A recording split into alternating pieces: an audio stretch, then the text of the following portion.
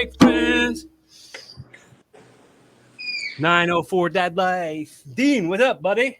What's up, man? How are you? I'm doing great. This is the first new one I've recorded in like a month or something.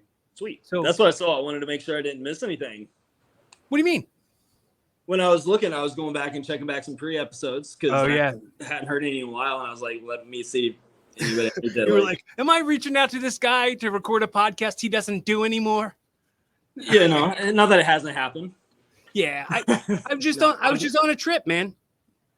And you're one of the examples of me always say, and I'll kind of say this to throw the concrete of me not falling on deaf ears. I always say, like, if you want to talk to me, my DMs are wide open all the time, and anyone can reach out to me. Anyone can ask me any questions. It's like, I'm super stoked that we're getting to do this, and and it's kind of like off the organic contact through DMs on Twitter, which is the way it's fine to do it that way. Yeah, well, actually, believe it or not, like I was the last episode I saw. I think one of you guys were talking about somebody. I don't know who your guest was, about networking and the different ways of networking, and Twitter by means has been my like biggest for the last 10 years, believe it or not. And that I only use it to try to reach out to celebrities like yourself. I'm not a celebrity anyway, but I appreciate. Thank you. No. I mean, you might think so if you were to do a Google search, being like Z-list famous versus like being like a dude. I take a compliment. I'll take the compliment. I will absolutely take the compliment. Thank you. But no. Like with that being said, like, so a little fun fact early on. Like, I threw the frisbee to Weezer years ago, here in St. Augustine. Threw the frisbee, the drummer Patrick caught it, and I harassed Patrick Scott Weezer via Twitter, and like that got me to meet Scott, got me backstage and everything like that. And I am now known as the guy who threw the frisbee to Weezer. And from then on, dude, we got mason jars of free tickets for concerts. You name it. You know, awesome. Yeah. And sometimes you want to be on an island in the sun. I think that could have been the hill. That could have been the song. That was actually. I've been doing this joke on stage for a little while now, where I've been saying, like, I came up with this new game where I'm gonna throw you this frisbee. Either you're gonna catch the frisbee, or you and I cannot be friends. All right. And I'm calling that game Ultimatum Frisbee. I love it. Pass it. Nope. Don't even pick it up. Don't even pick it up. You drop. You can't catch it. Next person. Ultimatums. I love it. But like, can you do that with your parents? Like, hey, mom, I got a new game. If you catch this, I get this. You stay my mom. I can. Parent issues? No, not at all. I would go to my dad first. Dad, try to catch this. Oh, sorry, you lose. You don't have a son anymore. I got dark. You lose. So, what are the ages of your kids, man? I know that you're. I know what I was gonna say, right? What's up? We kind of froze out there for a sec. You lose. Ah, damn. That's something that happened. All right, everybody. Thanks for hanging with me on this new Dean, what's up? Can you hear me, dude? Hearing the record. Huh? We're back. We might be good now. Yeah. So what I know you're kind of in the mode of like you're trying to like get more comfortable with your voice and kind of getting out there and like getting interviewed and like talking to people and like maybe thinking about moving from just the music that you put on Spotify to being like, okay, now I'm going to put a broadcast podcast up on Spotify. And this is kind of you dipping your toes in the waters of that, huh? Yeah, definitely. Because as you might see, I have a rambling problem. And I'll ramble a lot and kind of mumble, stutter, but never. I don't have any disabilities that should make me do that. And as I've gotten older, I've gotten more confident. But the real goal is to make sure my kids aren't scared to get up and do stuff. Like I've said, like you kind of mentioned right as we started, your DMs are open. And I think that was 3 days ago, if that, right? And bada bing, and I think like 6 people will see this later. That's 6 more that knew about me than before. And it's all about my kids walking in and seeing me do this. And like all that music that you see, this album I released, Ghost Singers, everybody will be thinking that's me singing, and it's not. I found them all on Fiverr. If one of the songs go big, they'll get some money. But no, I've written them all and produced them. I just want my kids to know, just do stuff. They have so many. I hate to use the word hate. I hate Fortnite. I hate it, and my son is highly addicted to it. But yeah, that's the goal. Well, I mean, something I always aim for, and I think that's a thing that people who mean a lot to me have told me that they respect a lot about me, is that I will not talk to you about how I'm going to do things. I'll just go do them. Yeah.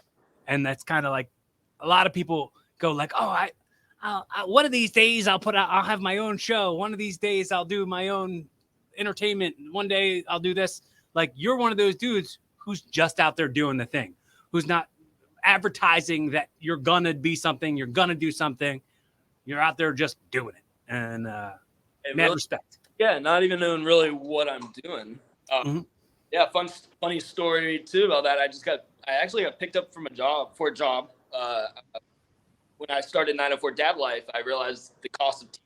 You probably know, like, you want to get your own shirt, it's like $50 to get it made, kind of. And so we started our own custom print business. My wife said, let's do that. So we started that. And then people started stalking me because my online presence on Instagram was so well. So they met me at an embassy and, we're starting this business. We want you to be director of apparel and gear. And next thing you know, a month later, I literally helped all these people get their equipment and their office, their shop, right across from A1A. And then when it came to printing day, they said, Dean, come on. And I was like, what's up? You guys ready? And they're like, we can't figure you out. And I was like, yeah, that's why you hired me. That's why I'm here. And they said, you're too unique. And what it was I was bringing them so many people before they were ready to start business. And it was because I'm ready to go. Like, I put my business on. Is it kind of set up like a Shopify, sort of like Teespring sort of? Well, I don't know why my camera keeps doing that. Sorry for the people who are watching. So 904Dadlife is that's just like an online, and then we've got Ancient City Apparel, which is just Shopify based, and we're trying for is it's for locals. When I say locals, we live in St. Johns County, Florida, St. Augustine, but that is the largest growing and the largest county in the state of Florida, right next to Jacksonville, Florida, which is the largest landmass in the United States. So we have a nice area. So my idea of local is Northeast Florida, and our goal is to give people apparel at affordable apparel that's quality, and I can do that for $5. I don't care that people can hear me say that. I can do it for $5. I'm going to sell it to you for $9 if you buy 10 or more, and you're going to make money. I'm going to make a little bit of money. And then, if people like 904Dadlife art, go check out some of the artwork. And 904Dadlife has a fun meaning behind it if you just go and do the research. It's just all positive.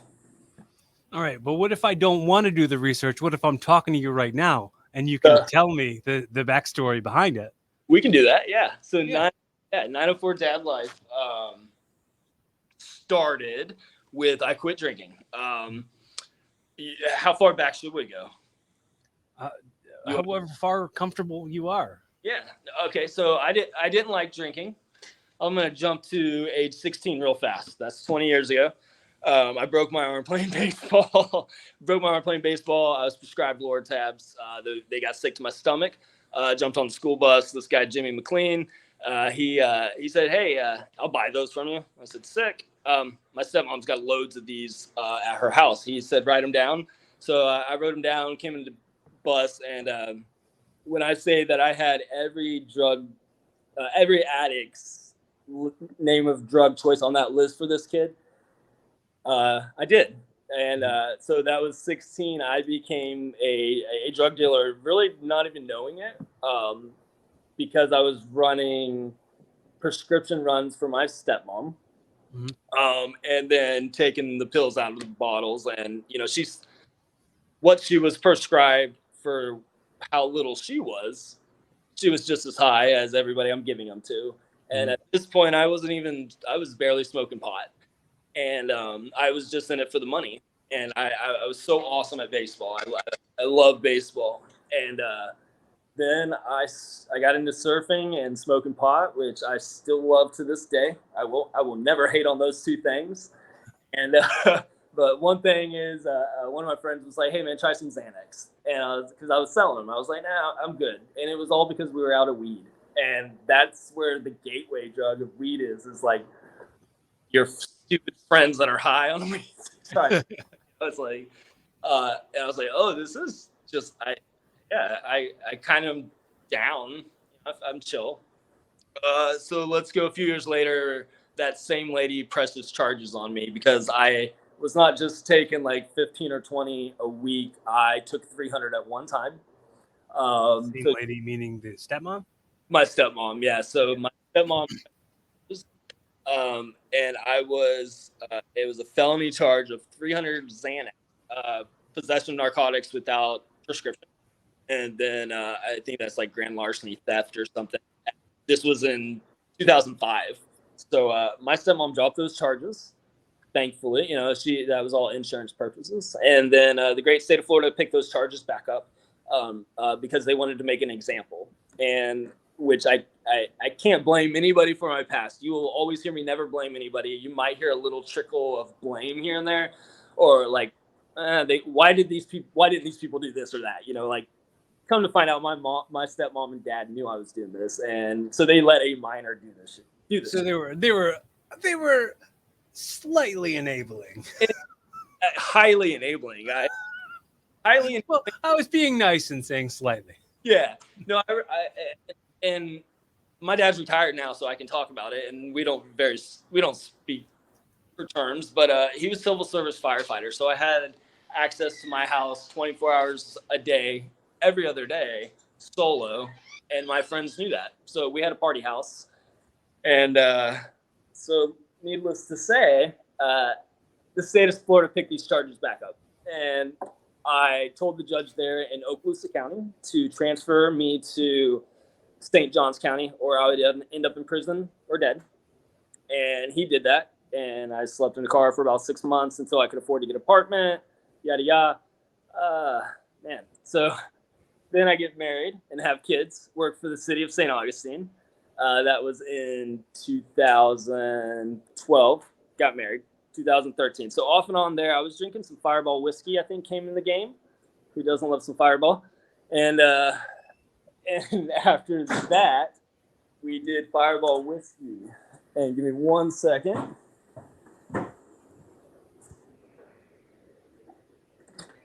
Great. 1 second.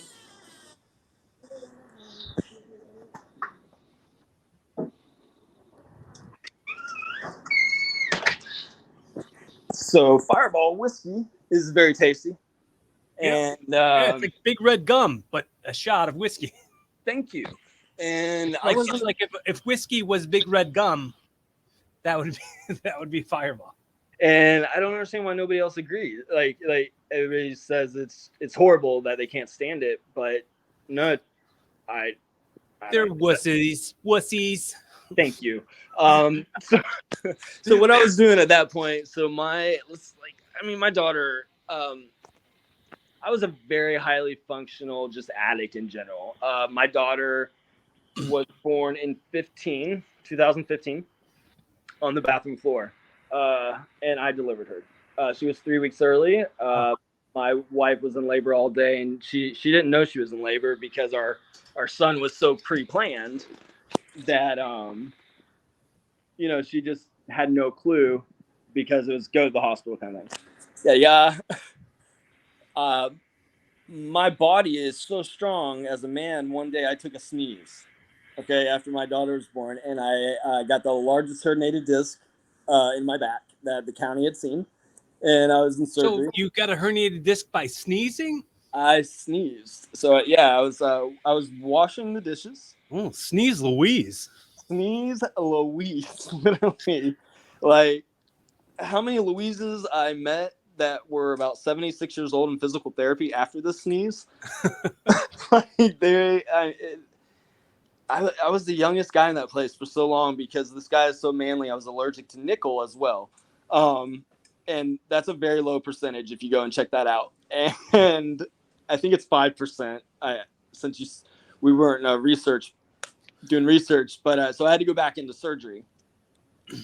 So were you saying there was a problem with your back and with your nickel? So you were having a nickel back problem. Nickel, dude, my brother would love that. We're bringing some nickel back. Love it. That is awesome. Why haven't I thought of that, man? Maybe you're not talking to enough people, bro.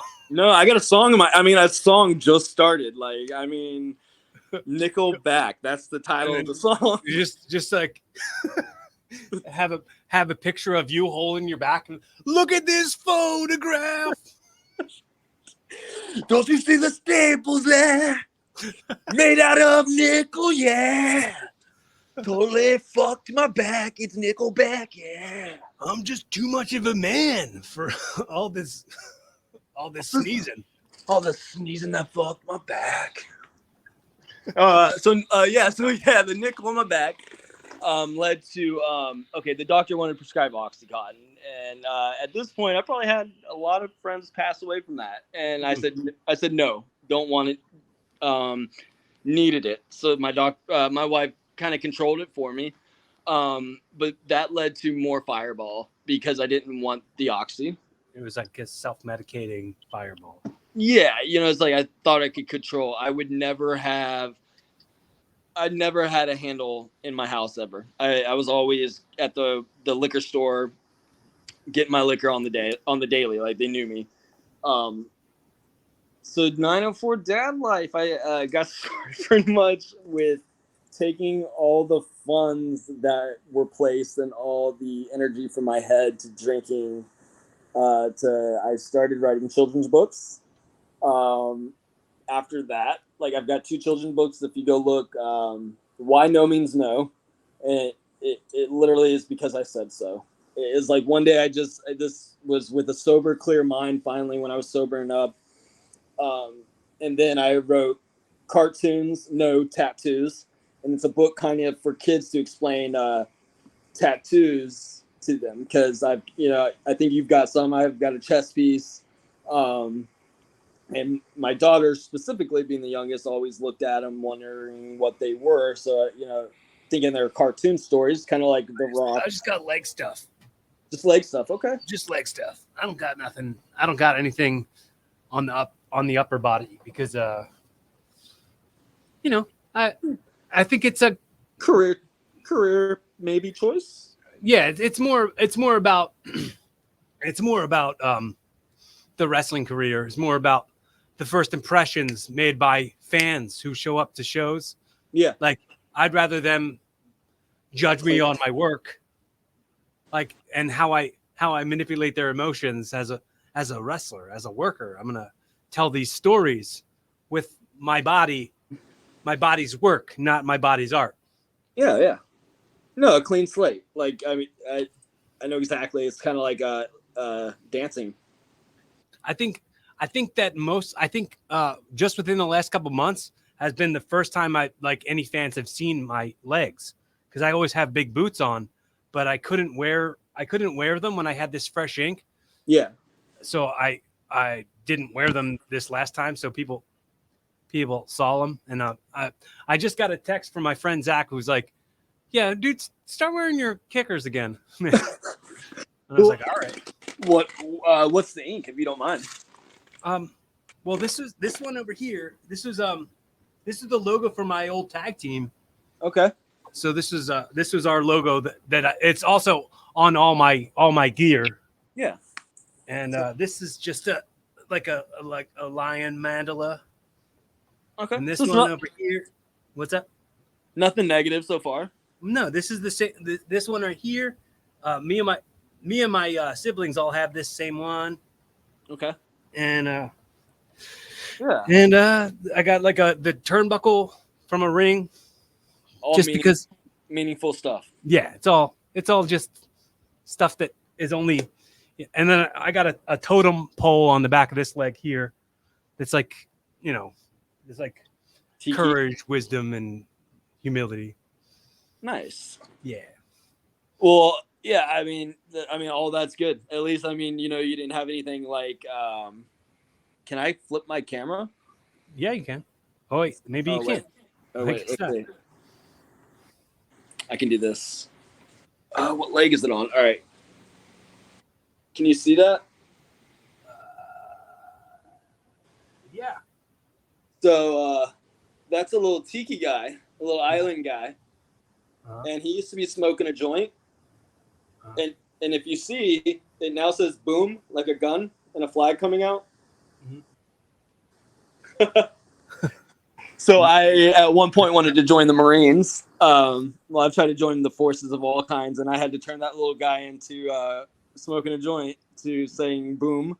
And then I have 420 on my chest. It says "Pray for Surf," and then in the knuckles it has 420. But I had a good friend. He's in San Diego now. I'll just shout out Dan Burke. If you're in San Diego, get some tattoo art by Dan Burke. That's my mom's maiden name. Say what? My mom's maiden name is Burke. Oh, nice. Yeah. How's it spelled? Password clues. If anyone's trying to hack into any of my stuff, my mom's maiden name is Burke. Maiden name Burke. B-U-R-E. And no, so like he became a tattoo artist when we were 18, 19, right when I came over here to St. Augustine as a felon, and I was just put whatever on me, man. I had no idea tattoos would be $300-$400 later. I probably have $3,000 to $5,000 worth of art on me, and maybe paid $200 or $300. Cool. But it's all fairly meaningful stuff. What a steal! I do call that a pretty gangster still, actually. Yeah. Bought my house on Craigslist too, for anybody that hates on the Craigslist. Oh, you did? Yeah, and got it for $171, and the house behind me sold for $600. Wow, dude! Just like a month ago. Yeah. People hated us for a while. That's some gold right there. Yeah, and life goals. No, it's what it is, man, is being positive energy. Let's get to like the real cases. Like, is a big word I've learned recently is manifest.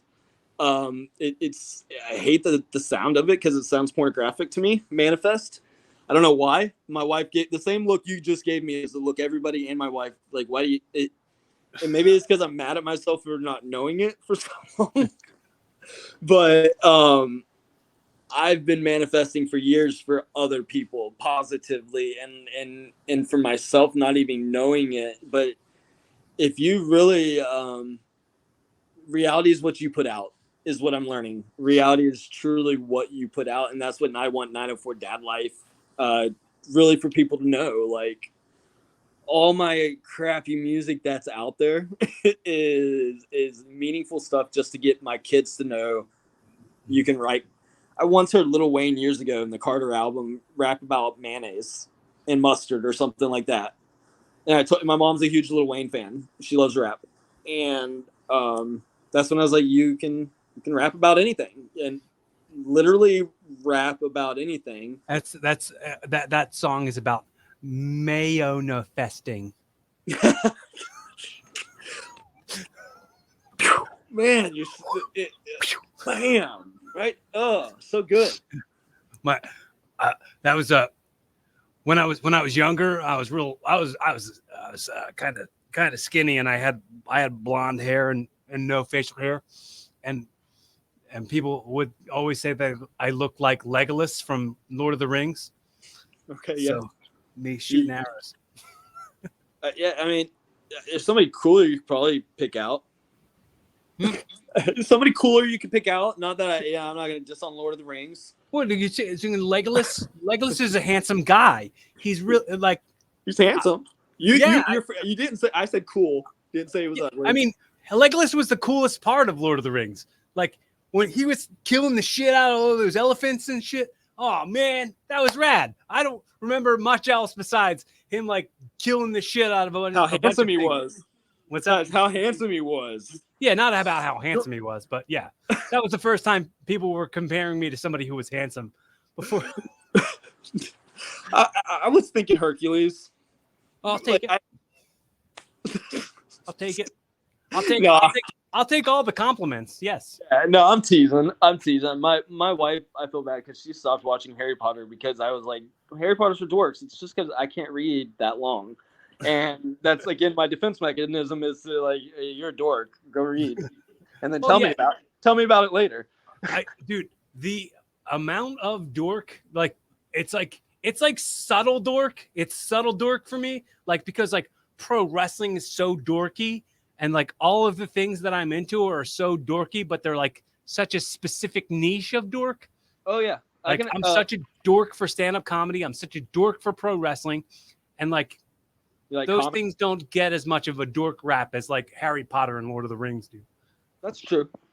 And also, Harry Potter's for kids, and I'm an adult.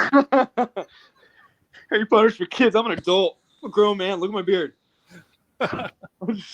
No, like, I went and saw the first one in the movie theater, and I fell asleep in the theater. And I was like, yeah, I'm too adult for this. This is for children.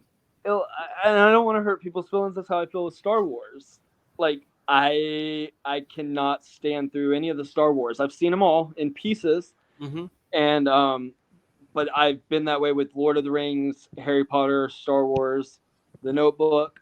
I hate The Notebook. Just not a big movie like that type of person. Comics, I feel so bad. My son's getting into DC and Marvel, and it's very hard to keep up with that.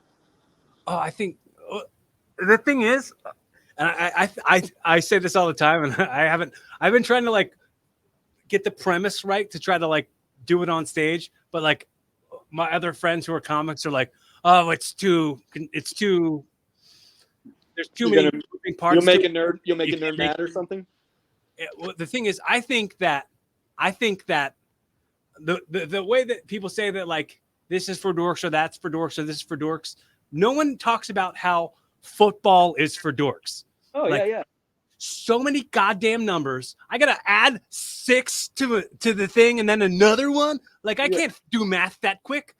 Yeah. Like, what do all these numbers mean? Honey, put your boobs away. I can't have sex right now. I'm playing football. Come on. I don't care. Like, no, I literally just explained it to my son. We left a Halloween party, and it was the Florida-Georgia game was on the other day. I walked in, I dressed up like a nerd, actually. Conveniently enough, I dressed up as a nerd. And please, nobody get offended by nerd, dork, or anything. We're all that. My audience is exclusively nerds and dorks. So good. They're all self-aware, though. So they're like, yeah, we own it. We know we're dorks. And I think what you kind of pinpoint is people that are into football really don't want to admit it. And that's another thing I kind of mentioned to you. 904Dadlife is dropping that alpha role. So me walking in as a nerd, handshaking guys watching this game, all barely wanting to dress up, and then going. I went outside talking to their hot wives outside, all dressed to character, like to T. You know, all their costumes very awesome. about 15 minutes. I'm going to go home. My son comes home later. He goes, "Why'd you leave?" I said, "Dude, what were the dads doing?" He said, "Watching football." I said, "Yeah." "And does dad like football?" "No." I was like, "What was I supposed to do? Like, just sit on the couch?" And oh, he caught it. He caught it. Yeah. Thank you. Like, sports. I love sports. Yeah, I've never been a huge sports fan. My mom is really into like we're from Philly. So like the Phillies were just in the World Series and the Eagles are undefeated and people are freaking out about all that stuff and I kind of don't care. Yeah. Oh, my mom just said you guys are going to tear down the light poles or something. Yeah, if y'all don't win, you're going to tear down the light poles. And I said, okay, we're not there. Well, we're not. You know what was to me like my great grandfather was an usher for the Phillies back before the Phillies were the Phillies. They were the A's or something back then. Yeah. And so like part of being into the Philly teams is all like ingrained in our DNA. And like my mom and my grandmother were like super into watching the Eagles and the Phillies my whole life. And then what I got to do is I got to witness my mom witness her favorite team win the Super Bowl like a couple years ago. And I was like, all right, I don't ever have to watch any more of this ever again. Yeah, that and what you just said, I like that. I told you I don't like to hold on to grudges or anything, but I will never. Do you watch the Goldbergs at all? Speaking of Philly, I've watched some of it. Yeah, some of it. The dad leaves every hockey game to beat traffic, right. And being from Florida, in the 90s, the Braves kicked ass. I'm sure you knew. The Braves they were in every World Series, winning every playoff for baseball. Talking about boring, nerdy sports. 9 innings of yawning.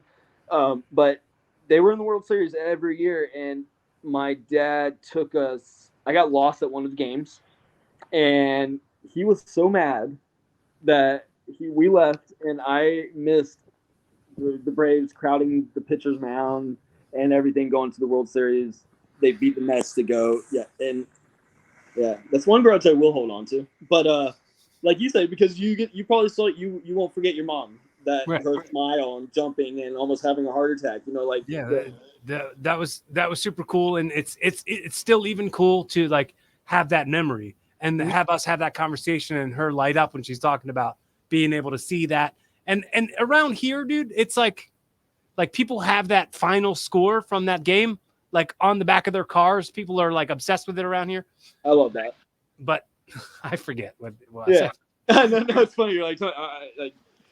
But see, I would be like you, like just it's the same with how we were talking politics earlier. Like I don't want to get into it. I keep up just enough to fit in, like just enough so I can keep up with conversation if I have to, because I'm a people person.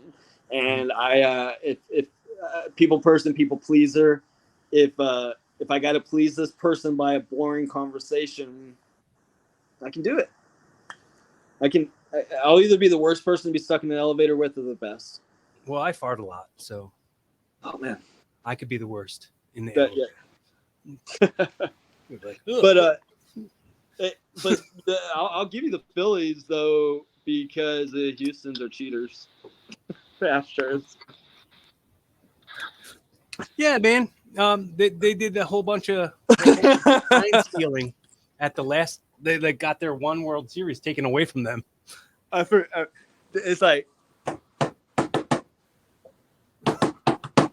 Sorry, that's my bucket. No, that's how they. Did I fly over? Did it fly over? Like, what was it? We were doing the isn't that like the Flyers thing? No, so the Astros were cheating because they were like hitting the buckets for codes. Oh, okay. I wasn't knowledgeable enough on the whole scandal. Nope, that was just me, just enough to keep up with the conversation.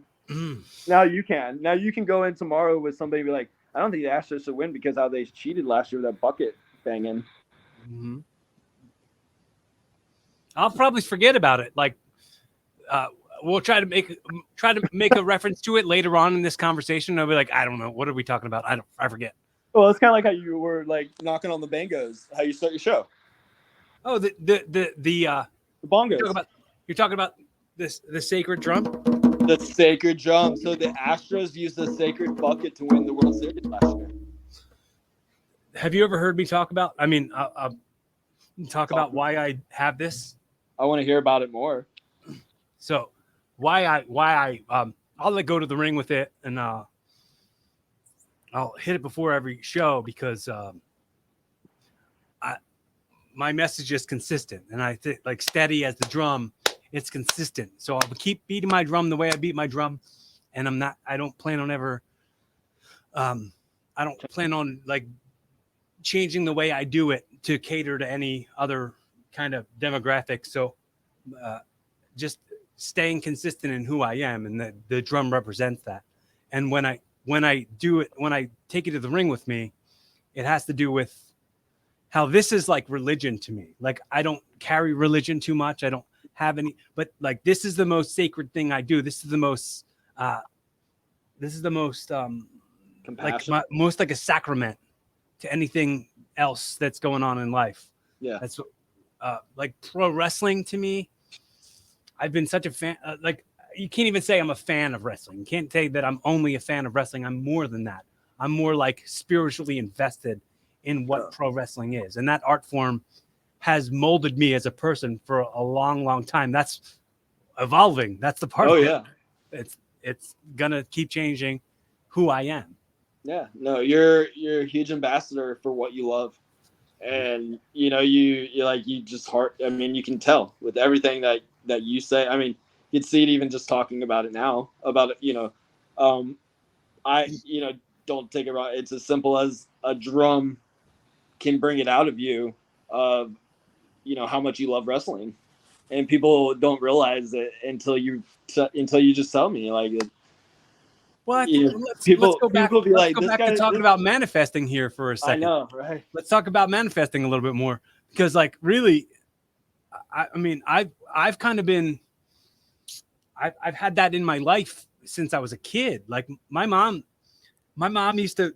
She had one tape from. There was like this whole like binder of tapes that was. Have you ever heard of Abraham Hicks? Vaguely. Okay, so it was kind of like a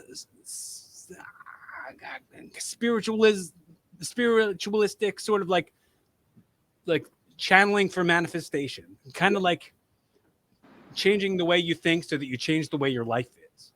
And my mom used to play the tapes in her car all the time when we were kids, meaning like me and my brother and sisters.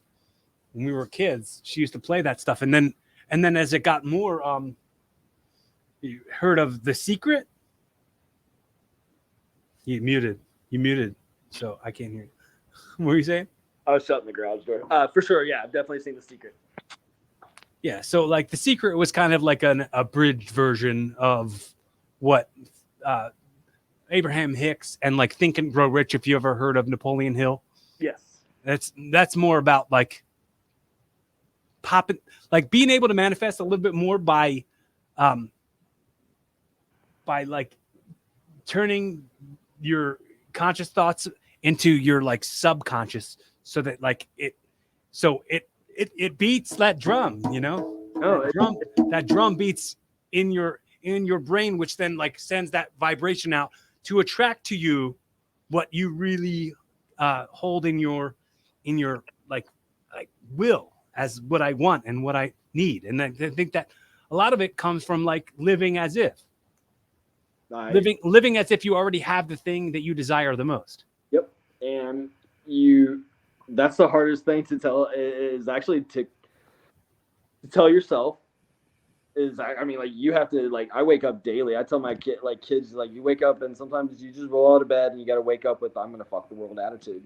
I'm going to mind fuck everybody I come across, and not in a negative way. It's just sometimes I don't feel up to it, but I know I'm going to go out there and do it. And it took me a lot. I wish I would have figured it out a lot sooner. It's every day just waking up and saying,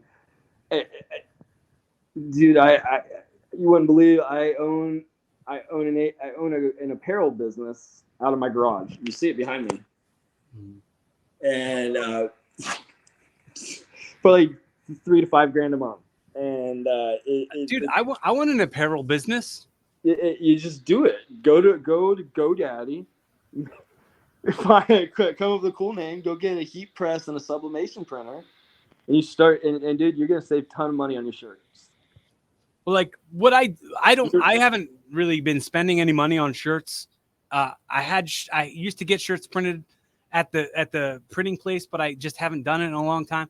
Now I just go through Pro Wrestling Tees or like What a Maneuver or Teespring. Those shops, like people just go and order the stuff and they make it and they send it to them.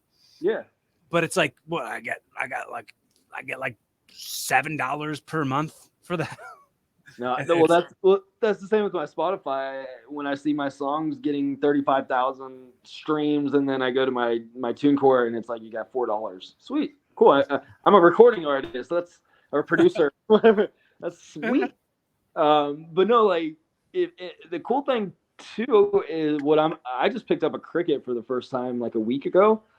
Dude, those little things are amazing for man. So man, I really learned. I'm sorry, Cricut.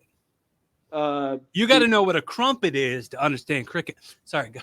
What is a Cricut? You know what a Cricut is. You know what a Cricut is. Not a cutter. Cricut, the cutters. Like all right. I did not. Let's see. I don't know how to put this into women. I don't know, into men's terms. I don't know. Did you understand the Ninja Turtles reference that I just made, or did that go right over? Yeah, no, it went right over. Okay. I'm sorry. In Ninja Turtles, the first movie, and this is me. This is my dork. I've seen it. I've seen it. In the first movie, when he's going to fight Casey Jones in the park, and Casey Jones pulls out a cricket bat. Okay. And then Raphael goes, "Cricket? You got to know what a crumpet is to understand cricket." I give you points now. I feel dumb. I'm sorry. I apologize. But I don't really know what the cricket you're speaking of is. Cricket. It's even spelled even stupid. It's CRICUT. I have a. God, you're gonna have to put a plug in for Cricket. The Cricket Air Explorer. Make it faster. Oh. So, whenever I print out my designs on my printer, I would have to hand cut it with scissors and stuff like that. Now I can send all the designs to the Cricut, and the Cricut prints all the designs out and cuts it as well. So then my stencils are literally just the stencil, and I didn't have to do any hand cutting. So I don't need to call stalls. I don't have to outsource any of my stencils. Mm-hmm. So that's again why I can bring my costs down for locals. Is I can do everything, and then we got an embroiderer as well, so we can embroider hats and stuff. But no, man, you should look at the Cricut. Cricut, it's we're about. So, have you heard of Nights of Lights here in St. Augustine? Nights of Lights. Nights of Lights. So, is that a Christmas display? Yeah, Christmas display. It is one of the largest in the world, and it turned our little town into huge. But it was a few years ago we got the fourth best display in the world in National Geographic. Mm-hmm. And but anyway, so Cricut came up with we're gonna be able to sell 1,000 different type of ornaments and Christmas ideas, because you can go to Cricut and just hit design, and it's stupid what you can make, man. So going with manifest, you probably agree, I started manifesting 904Dadlife by making t-shirts, making hats, making the domain, making it happen. And Rob Deerdak, I heard him, the skateboarder, say he started manifesting by his dream office. He printed it out and drew it and put it on the wall. And then he threw a sticker on there, and he was like, that's going to be it. And then he said, a month later, a real estate guy called him and was like, hey, were you still wanting that house up on the hill or whatever for your dream office? He's like, yeah, but that's not for 3 or 4 years. He's like, don't you come down to it? Let's check it out. Mhm. And he said he got it for like a stupid deal, like somebody would get on Craigslist or something. Mhm. So his game plan for this office happened a lot sooner because of his manifesting. Like, Was that the Fantasy Factory? it was no. This was like more recent. He has a more recent podcast Okay. for like his like dream office now. Mm-hmm. And but that's when I realized I needed to improvise and start manifesting more. So, and I've had some health scares lately where everybody's telling me to stop being a people pleaser. So I went about 36 hours of stopping pleasing people. And if the world didn't go to shit, like, my manifesting only works if I can help other people out. Like, if I shut my brain off and don't think about what I can do to help somebody, everything goes to shit. Like, everybody gets mad at me, they get angry at everybody. And so I flip it, and I told my wife, I'm sorry. People pleasing has to keep going. And and look, I mean, sometimes you gotta, you know the limits of it. Like you know your own limits on it. So it's like, not when you're an addict. So like an addict has, we don't know when to stop sometimes. Mm-hmm. And famous Bob Saget, he did a lot of stuff for addiction that he would probably, he joked a lot about sucking a lot of stuff. For weed. For weed, right? So sad. He directed that, didn't he? Direct Half Baked. Which one? Half Baked. Did you ever see the movie Half Baked? Never. No. No, I'm just teasing. Yeah, they just came out with. They're making a part 2 right now, actually. Yeah. So you were joking about never seeing it? Yes, sir. My sarcasm is against. I think Neil Brennan just put out a new Netflix special. Yeah, he did that. Yeah, I was trying to get his attention to be on it. I was doing stupid stuff, throwing videos out there, trying to get his attention. But yeah, no, he's definitely, Half Baked. I think Bob Saget did have part of it. And if you haven't seen his thing with surfer Sterling Spencer, they did. Sterling Spencer's a surfer over on the East Coast. Really funny shit. But clever. But we saw Bob. I was lucky to see Bob Saget right before he passed. He passed here right in Orlando. So I forgot where I was going at with that. I think it's not about sucking stuff. Well, just while we're bringing this up and how like history happens like that, and you get to be so lucky.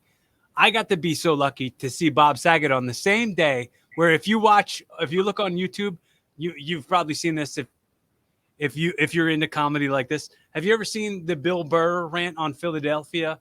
Yeah. Oh yeah. That viral thing. Yep. I was there for that. That on that same show Bob Saget was on. That's awesome. But it's real cool to like be able to go like, oh, yeah, I was there for a lot of these like really historic things that have happened, especially like historic things that have happened in this city. You know what I mean? Yeah. Things that have happened here in Philly. So and I'm in the oldest city in the nation, per se. People argue that up and down. But I don't know. We don't get to witness history here, so I think it's about making it. It's just like how new movies are being made. We have to make the new history, and we're doing it right now. Actually, I think this is actually like, believe it or not, and that's kind of it's like 904Dadlife started as a third person. I don't know what the heck, and if you Google it, it says musical artist, and I in conversation with people, I don't go by 904Dadlife at all. It says it here and all, but it's Dean until people start asking about it. It's like, I don't write music. I own that website. But what it really is again, and I think we started with what 904Dadlife is, like the long meaning 904 has an angel meaning, and I didn't know it before I started it. It started with 904 being my area code in dad life. I'm a dad. 904 angel meaning after I quit drinking, I learned means it's your everybody's own responsibility to make each day different from the next. No idea that's what that was. And if you look it up, you'll see the more distinct meaning, but that's pretty much what it is. The 904 angel meaning is, it's up to you to make tomorrow different. Very coincidental, if you ask me, for somebody who's there making a website to try to change the ultimate role of what an alpha dad should be. The main reason me and my father don't talk is my son is diagnosed with DMDD. It is pretty much bipolar in children. It doesn't mean he's a dentist. No, not at all. He wasn't born a dentist. No. DMD, right? Isn't that was I was making a joke. I No, I know. I was trying to come up. It was like dentist. Well, he's been asking about tits lately, and he's 9, so it's hard. So I was trying to come up. I mean, it's good. Again, I don't want him asking other stuff, but it's like I was trying to follow a joke, come up with your. How old is your son? 9. And he's been asking a lot about boobies lately. Yeah. How old are your kids? I don't have any kids, dude. Your family trip was you and your wife? No, it was just me. It was me, my girlfriend, my mom, my brother, my sister's boyfriend, and my aunt. Okay, cool. Yeah. So we were just, I don't have kids. I think I've done a pretty. Keep it that way. Be an uncle. Yeah, I'm fully good with kids, but when they're not my own is when I'm the best with them. Yeah. No, I'm still like that. Like my neighbors' kids love me more than they like me more than my own kids.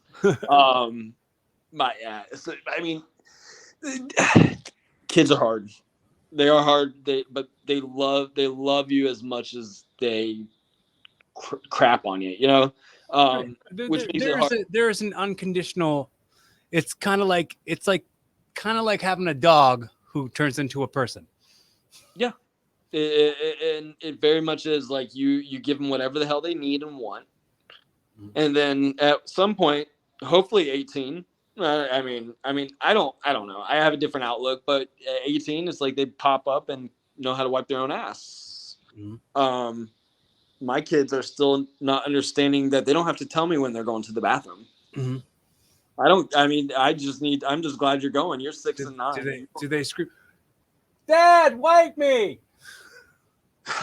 No. You know, if you want to, my son might be able to help me or hear me. I'm trying to get him to flush the toilet. Everybody in the house. I used to be, if it's yellow, let it mellow. Brown, flush it down. I used to be that guy. But we've got too many in the house now, and I've been trying to catch who it is. And it's my son, and I know because there's toilet paper in there with piss. And you ask me why? My son's a penis wiper. And I'm asking him, yeah, he's a penis tip wiper, and I don't know where he got that. And maybe is there a, maybe he's around, maybe he took some influence from some ladies or something. Well, no, because having a son was very easy to potty train because we could go off the back porch up to a certain point and do that, and then we just kind of moved it into the bathroom. That was like realistically how that worked. With my daughter, it was forever, and I asked a friend who had kids, and he said I had to squat for years because he had 2 daughters. He squatted every time he went to the bathroom, and I said that's weird. I don't do that. I don't know where he picked that up at, and I asked him if it's scared like he's gonna drip, and you just shake it a few times. It's not too, but one time, shake it once. But dude, I have to admit, whenever anybody would say like shake it 3 times and you're playing with it, I'm like, bro, I'm just trying to get the pee off it. Like, how is that playing with it? I think whoever came up with that was just insecure about being around other men who are touching their own ding dongs. Just some weird homophobes.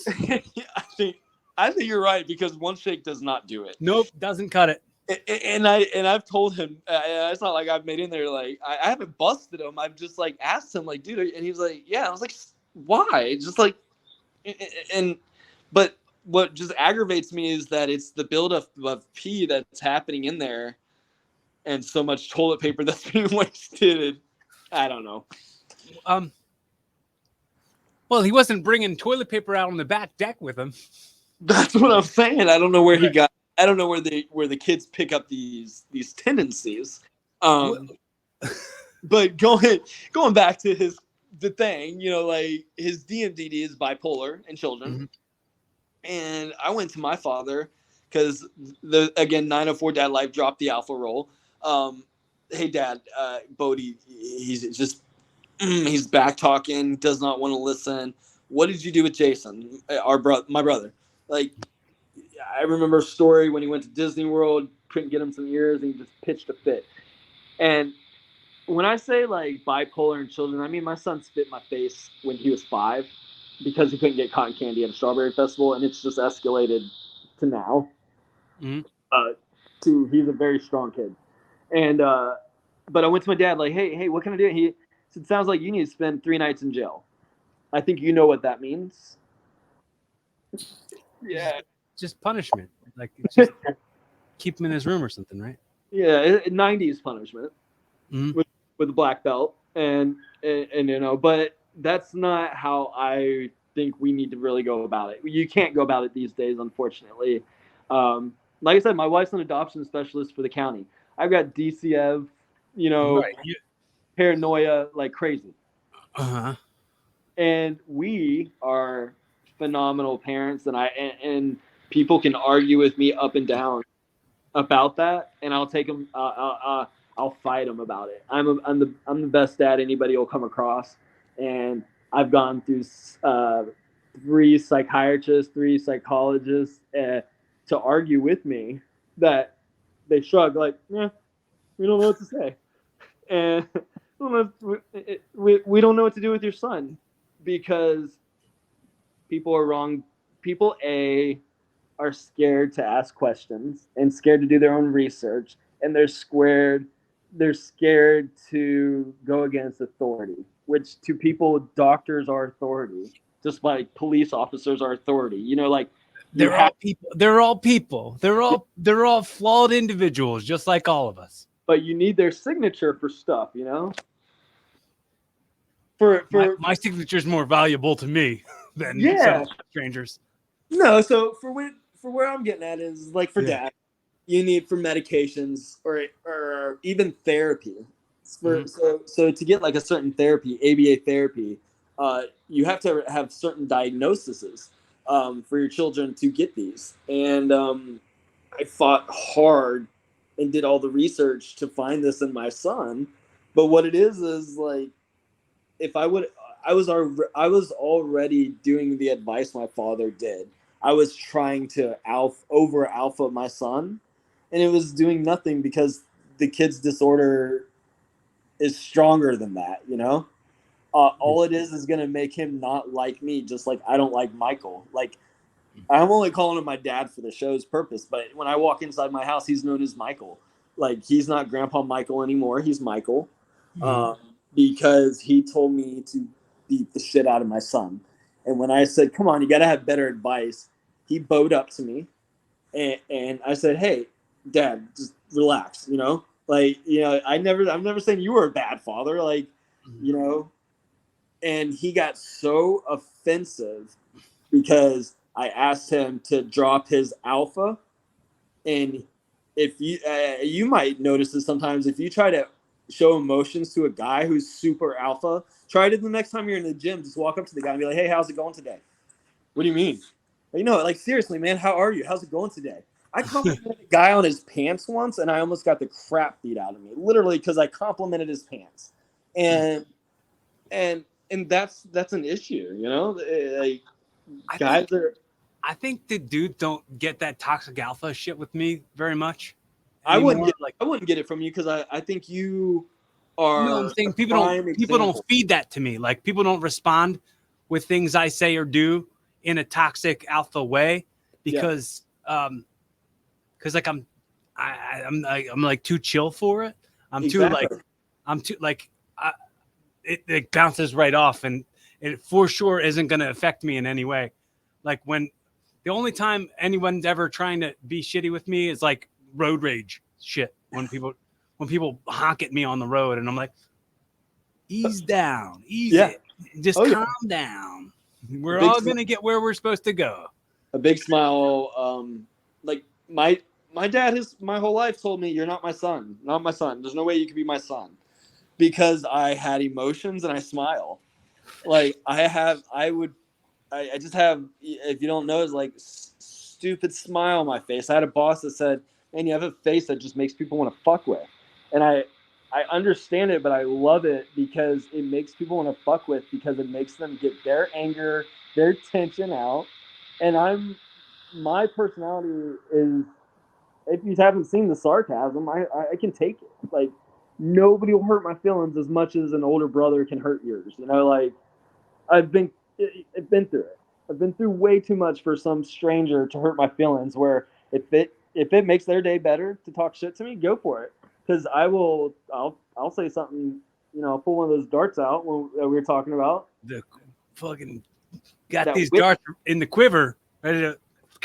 I've accidentally cut old ladies off line in Walmart and gotten attacked. And all you can do is say Happy Holidays, Merry Christmas, and Happy Holidays.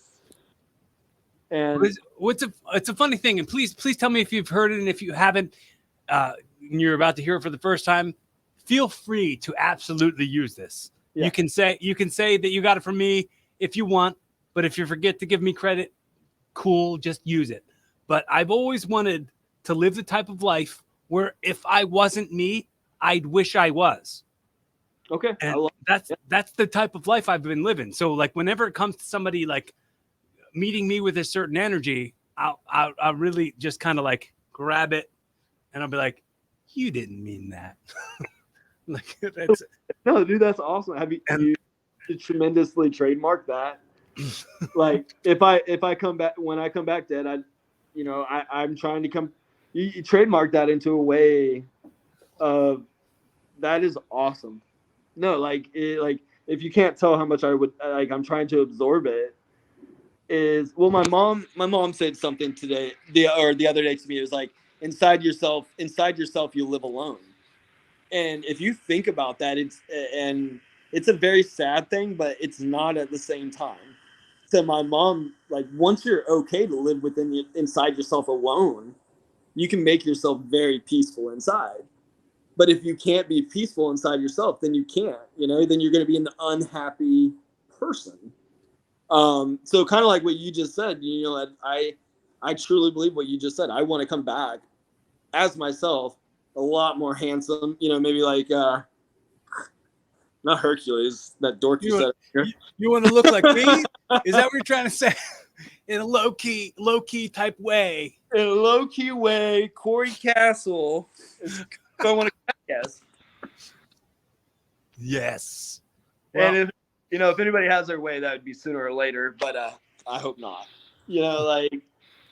In all of what this episode I think has really came for you is like a good manifest, positive, like look where people can go. Like I'm in a garage right now talking to Corey Castle, and he's still talking to me after messing up his name earlier.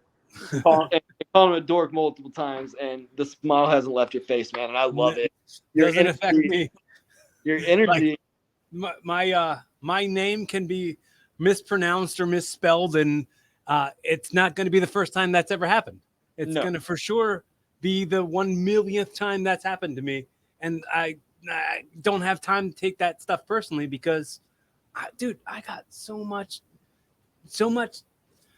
Here's another thing I say all the time, and for sure, use it. Use it. If it applies, use it for sure. But I always say we waste too many right nows on right nows that already happened that we'll never get back. Yep. So So like I have so many more right nows that I can enjoy, and I can't. I mean, I do find myself like festering on stuff, but like my gratitude can overcome that. Yep. My gratitude for all the blessings that I have, or all the things that I've manifested, all the things that I created, and that's what I tell my kids. We waste Mississippis on arguing or explaining stuff, and I think you get that. Like 1 Mississippi, 2 Mississippi. Totally understood what you were saying by wasting Mississippi's. And it's they don't. I just can't wait for the day that they understand how long. Why is Instagram stories 15 seconds? They're 15 Mississippis. That's enough. That's enough to get your, once more people have your attitude and accept more people like me onto their shows and stuff, instead of like doing a whole, oh, what's your background and this and that, and like, no, I could do the research. Tell me. Like, I love how you were like, no, tell me. And instead we BS around about some cool stuff. Yeah. And actually, I'd rather us in real time learn it, to, you know what I mean? Like, so not just me learning it now, but it's like whoever this might be valuable for, because I live, part of why, when I started the show was, I had, I've told the story on the podcast a bunch of times. So if anybody's heard it a million times, this will be your 1,000,001th time. But I started this show, and my mom told me that she had burnt all this stuff onto a CD, these old voicemails that were left from her phone, that were from her best friend who had just passed away, and her mom who had passed away. And she was like, you know how when people die, you kind of forget what their voice sounds like. And I was like, yeah, I don't want that for me. I want you to be able to experience the genuine me. So like, I want a lot of stuff on the record, who I really am. And that's part of like what evolving with Corey Castle is. It's not just my name in the show because I'm the host. It's my name because like you can listen from the start to who I used to be when this started, when I was 33 years old, and like get to where, I'll do this for the rest of my life, and kind of get an idea of like, here's the start and here's the because like I think the part of the saying is like, when you stop evolving, you start die, or when you stop evolving, you start to die. Correct. And it's, I think, and I really don't think I've started evolving until I quit, until my wife sobered me up, made me sober up.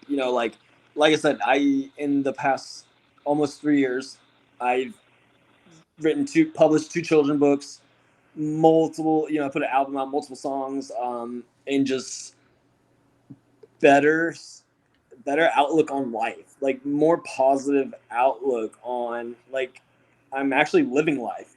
And when I get mad, people are like, my mom's so worried I'm gonna grab a beer, because I think you're kind of like me. You sound like a little, and take this as nicely as me, like I'm a mama's boy, and I will always be a mama's boy. Well, what you were saying about like your dad and stuff, and I wasn't raised by my dad. My mom raised me fully by herself. She had 4 kids, single mom. Like, she inspired the shit out of me growing up. And like, look at how much she was able to accomplish, how much she was able to manifest, just like with like she was, and all in the while breaking all these generational chains that her siblings have not broken. And we get to see that now. We get to watch that happen in real time. Like, I always focus back on the gratitude that I have for the type of person she turned me into.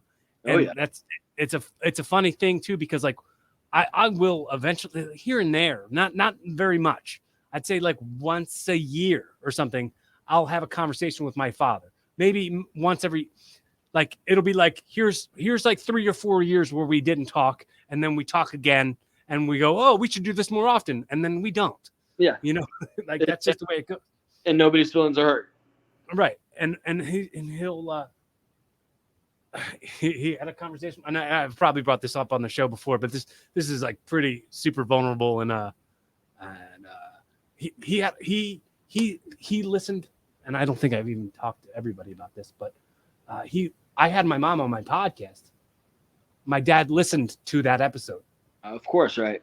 And he called me to fact check all that stuff and tell me all the parts where my mom was lying. Yep. And like calling me weird for wanting to broadcast my personal life on the internet. Like, I'm like, yeah, but I'm not like, the thing is, I look at my podcast as a record. I look at it as like a timestamp in who I am in this very moment and what I'm consuming and how I'm evolving. And that, so to me, anybody who would listen to it would have to go way out of their way and really make an effort to care enough to listen the whole time. That's why I always say how grateful I am to anybody who consumes anything I put out, because they've had to put an effort. You can't just read it on a Facebook status, because I don't really do that. I don't do, like, I do tweets, but like not a ton. Yeah. And no, I get what you're saying. He went out of his way to go find your episode and listen to it and nitpick. And then he confronted me. Yeah. He confronted me and he said, "What do you think happened between me and your mother?" And I said, "What do I think happened? Bro, I was there. I saw what happened. I wasn't some dumb kid. I understood that you were an abusive asshole. Yep. And my mom was doing what was best for us to leave you. Mm-hmm. I got that. I got all that. Like, I'm going to be real blunt with you and talk about how, like, yes, you were an asshole. And like, to us children who had no idea of what like humans were like in the world, you're supposed to be our example. And you're here objectifying our mother in front of us and maybe talking bad about her or maybe like yelling at us. And like, I like called him out on all his crap. And he was then saying how proud he is of the man I turned into. And I'm like, I get it, dude. But like, you have to understand, you not being around is what turned me into that. I wouldn't be who I was if you didn't leave. I needed you not to be around as much as those other kids needed you to be around. And and this is something I've never talked about in this, but I talked to my brothers. I talked to my little brothers who he raised. And he has not been a good father to them at all. And they still live with the anger and the self-hatred for the way that they tolerated the abuse that he gave them. And my brother called me. I don't even know if I want to really get too far into the details on this, but he this is your show, remember. What's that? It's your show, remember. Yeah. He was like, he was calling me, he was crying and he was talking to me about how he treats his kids like shit, just like our dad treated us. Yep. And I'm like, you have the faculty to know that you can break that chain and stop doing that. And he was like, I'm just so angry. I don't know how to not be really angry. And I'm like, practice patience. Yep. Figure out ways to be more patient. Think about what would Corey Castle, what would James do? What would James do in a situation like this? Like, maybe look at some of the people who you could be inspired by. Yeah. And not take the inspiration from our dad, who has always been abusive to you and still is abusive to you when you're 30. Yeah. Like, no. And that's what I take is like, you can't even respect a man. And you've always, like, me as a man, you can't respect me. And that's what I think hurt me the most for my final draw with him. I'm the younger of an older brother who had a bad experience with my father. Like, he considers him dead. I don't consider him dead. He literally lives 5 or 6 miles down the road from both of us. And the relationship is one thing I think that's comparable to my brother and you is my brother is 5 years older than me, and he is single. He's 41, bar manager, single, has a say single, but he has a 26-year-old girlfriend. Okay, so he's living life, not married, no kids. When I go to him for advice, because I can't go to my father, his advice is great advice to chill out, to get patience, but the real fact of the matter is he doesn't know what it's like to actually have a woman at home because that's the whole issue. Is we have three. Your brother has, if he's married, or I don't know if he's got another lady in the house, but it's like you have he lives with his girlfriend. Yeah. Okay. If there's another parent involved or another person making the child's decisions, and you come from two separate lifestyles, it is so hard to come to reconcile, to grow this child to be perfection. That's why nobody's perfect. My wife, like I said, every family member in her family has their masters. My mom 15 years ago would not be able to watch my children the way she does today. She sees them almost every day. Like I said, I'm a mama's boy. But when I was a mama's boy, I was sitting next to my mom watching her roll doobies when Bill Clinton was getting elected president. And hey, what if the president walked in right now? I'd ask if he'd want a doobie, and like if he'd want a puff. I didn't inhale. I don't. And then, but at that point, my dad's at the firehouse. So, but that, and then you have my brother who knows what my mom is doing is wrong. He knows my dad is actually the positive role model in the household, but he's not in the house because he had to work two jobs. But then it got to a point where he got older and my dad seemed to be jealous of my brother because my dad couldn't be young, single with the kids, He was then divorced, old. Yeah, and it's a sad turnaround to when your sons want to come for advice. And like I told my dad, you were a good father. So give me some good advice besides whooping the ass, because you didn't just whoop the ass. But that's, and I don't think enough fathers who did beat kids understand the type of trauma that they're creating, the type of my little sister, I was 11 when she was born. So like I went through the kind of being a dad thing and seeing a kid and raising them from the time I was a teenager. I was always I did the diapers thing, the walking thing, the potty training thing, did all that. Don't need to do it again. No wonder. Yeah, I was just about to say no wonder you don't need to. Right.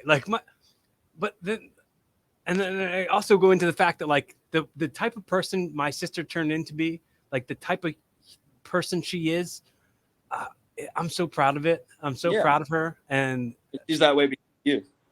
And I don't want to have a kid and then have them not be as great as she is, and be like, what happened? No, but I mean, you did it. Right. I mean, and that I'm gonna go back real fast to 904 Dad Life is I try to tell my brother all the time. And 904 Dad Life, I've got a few songs out there. It doesn't matter if you're a gamer, a sports person, an uncle, a friend, because I've got friends that I call uncles. Like I said, you're gonna be Uncle Corey from now on, whether you like it or not. You're Uncle Corey. You've already you met my daughter before the show. I don't know if you met my son. I don't know if he walked in. No. You met my wife. If I call you Corey, you're nobody. I'm sorry, but we've passed an hour of talking. You're now Uncle Corey, where you've met my kids. And my brother proved the other day. I said, do you know how many phone numbers do you know offhand in the top of your head? 2, maybe. Probably your mom. My mom, my phone number. Your mom, your phone. My phone number and my mom's phone number. And that's it. So I know my brother's, and then I know my phone number and my wife's. And so I said, watch this. I called my wife got stuck the other day, and I called 3 tow companies, and they were busy. So I said, watch this, guys. I said, this is a prime example of how Uncle Jason will come through no matter what. Because I think I just pissed him off like the day or two about something stupid. So I call him up, 980. I know his phone number. Where are you at? Are you giving us Jason's phone number on the air right now? I blah blah blah it at the end. Blah blah blah. Go ahead. I'm sorry. Yeah. So but within 15 minutes, the dude's there. And is he mad at me? Yeah, because he doesn't like to wake up at 9 o'clock to come deal with a wife who's on her way to Target and got stuck in a hole. Like, but so I'm there, and as he's tying the truck, I put my arm on his shoulder. I said, thank you. I just told my kids how big of a hero you will always be to us. He goes, shut up. Stop talking. He can't take the compliment. I'm like, Jason, stop. I was like, Dad, he's like, don't you say that name. It's like, Jason, you're just, that's just a prime. And you're put down that weight. Put down the weight of let me compliment you. Trauma. Yeah. But your sister will look at you. I bet you're one of the phone numbers she knows by heart. Yeah, it's only a couple digits off of my mom's phone number that. I mean, see, you're doing what I do and what he was doing. You don't want to take the compliment. Like you would be her go-to, that number, and if that phone got lost, she could call you. Mm-hmm. And I think she would call you. And that's what 904 Dad Life's like. You're in Philly, you're a 904 Dad Life. You're a 904 Dad, whether you like 215 Dad Life.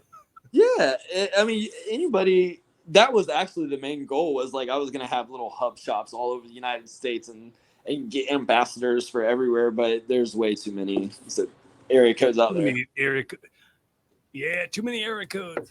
I decided to let Google take control of 904 Dad Life and make it a musical artist influencer. Do you know? And I've been meaning to ask you about this. Do you know of Nako Bear? Yeah. Do you know that music? Yeah. Nako, and do you know Satsang and stuff? I do. Okay, because those are some of my favorite artists. Those are like my go-to jams. Yeah, really good stuff. And I mean, I'm all over the board. I mean, I don't know if you listen to any of my music. There's some parodies and stuff like that. I listened to a few, a few here and there, but I kind of figured, because like the singers all sounded different, so I figured it wasn't you. And I was like, I don't want to get too like invested in figuring this all out and then be asking you the wrong kinds of questions or something. You know what I'm saying? Yeah. So the title Ghost Singers is that exactly. So it's titled Ghost Singers because they're all ghost singers. Mm-hmm. I think one guy is a Johnny Cash impersonator out in Vegas. And then actually one of the girls who does a little more mad than sad is from Afghanistan. Mm-hmm. No matter how big that song goes, she will not give me her name for anything. Mm-hmm. The other guy is he's up in your neck of the woods. It might be Philly or, excuse me. I don't want to say Boston. I'll have to look more into it. But he's actually Muslim, and he does all of his rapping. If you listen to like Fortnite discs and what is it? He's a rapper, and it's all under the table rapping. And he's going through some shit where like his wife is leaving him because, and with their religion, that's a very serious, like, I don't know. And then a few of the other songs are sang by guys in Nigeria, and then a guy in Brazil sings another one. So it's just linked all over. Fiverr's amazing. If you don't use it, you could make some money on there too. But no, that's what Ghost Singers is. Like, it's just to make music to show my kids, look, you can do it. My girlfriend is a really great singer. If you want to try to commission her for something, that would be fun. I do. Like, I've been trying to get this song a little more mad than sad because it means a lot. It's about my friend Kevin who overdosed on fentanyl, but he, and we're all a little more mad than sad. And if you look it up, if she wants to sing that song and wants to sing it public, like that's what I want. I want it to be heard from somebody. I want to see somebody sing it to a crowd. I'll only say this because no one else is in this room. Yeah. If you want to check out her singing, if you have Netflix, go to there's a singing show on Netflix called Sing On. She's on episode 2 of that show. Sing On. I mean, nobody's in the room. What name am I looking up? Alyssa. Okay, Alyssa, Sing On. Don't tell anybody. Don't tell anybody I was putting over my girlfriend. No. She's very talented. Have you seen Key and Peele? You know Key and Key and Peele, yeah, dude. Hey, I said, wait. My wife is such a. Yeah. But you said bitch though. I was like. And they took it like it. Say anything. Get back in the house. No, I mean. But no, like, if she did, I'm gonna send you the link over, because the girl, like I said, she won't sing it. She can't. She's in Afghanistan. That song is beautiful, but if your girlfriend likes it and wants to put some heart behind it, I would love it. Like, there needs to be just a little. I actually had another version. It's called Kevin's Song that has a guy sing it. That I have a guy sing it, but he sounds like he's trying to Ozzy Osbourne it mixture Queen. So are you not confident with your voice? Do you like, because I know when it even came to like wanting to be guests on podcasts and stuff like that, and you were like, I'm just kind of getting comfortable with my voice and stuff. Does that also translate to singing? Is it something like, have you never sang publicly before? I did chorus. You know, I guess I asked my son today, he doesn't do chorus, but I did chorus for a long time. So I would love to sing, but I would love to be a motivational speaker. And eventually, when I consider myself successful enough to be a motivational speaker, because like I said, I've got a life story that I think can uplift teenagers, especially, and young men. That we just live in a crazy world right now, and fortunately, everybody can be accepted, and there's still people out there that don't believe that. You know, they don't believe it. So when I am saying comfortable with my voice, more so like, you know, I admire your stand-up comedy. I can't tell you how many times I get off the toilet or out of the shower and I walk over to my wife and I say, all right, here's a new bit for my stand-up act. and you know, I spit it out, and it's so sad stuff. It's stuff that people would cry about, but to me, it's so funny. Like, it's just like my mom wants a piece of the pie. It doesn't matter what flavor the pie is. And when I say that, like, I could walk over to my mom's house and be smoking a joint and be like, here, Mom. And she will take it, smoke it, put it out. And there's no question that joint's hers now for later. And, you know, dude, I have a very similar thing. My girlfriend threw like a birthday party for her dad.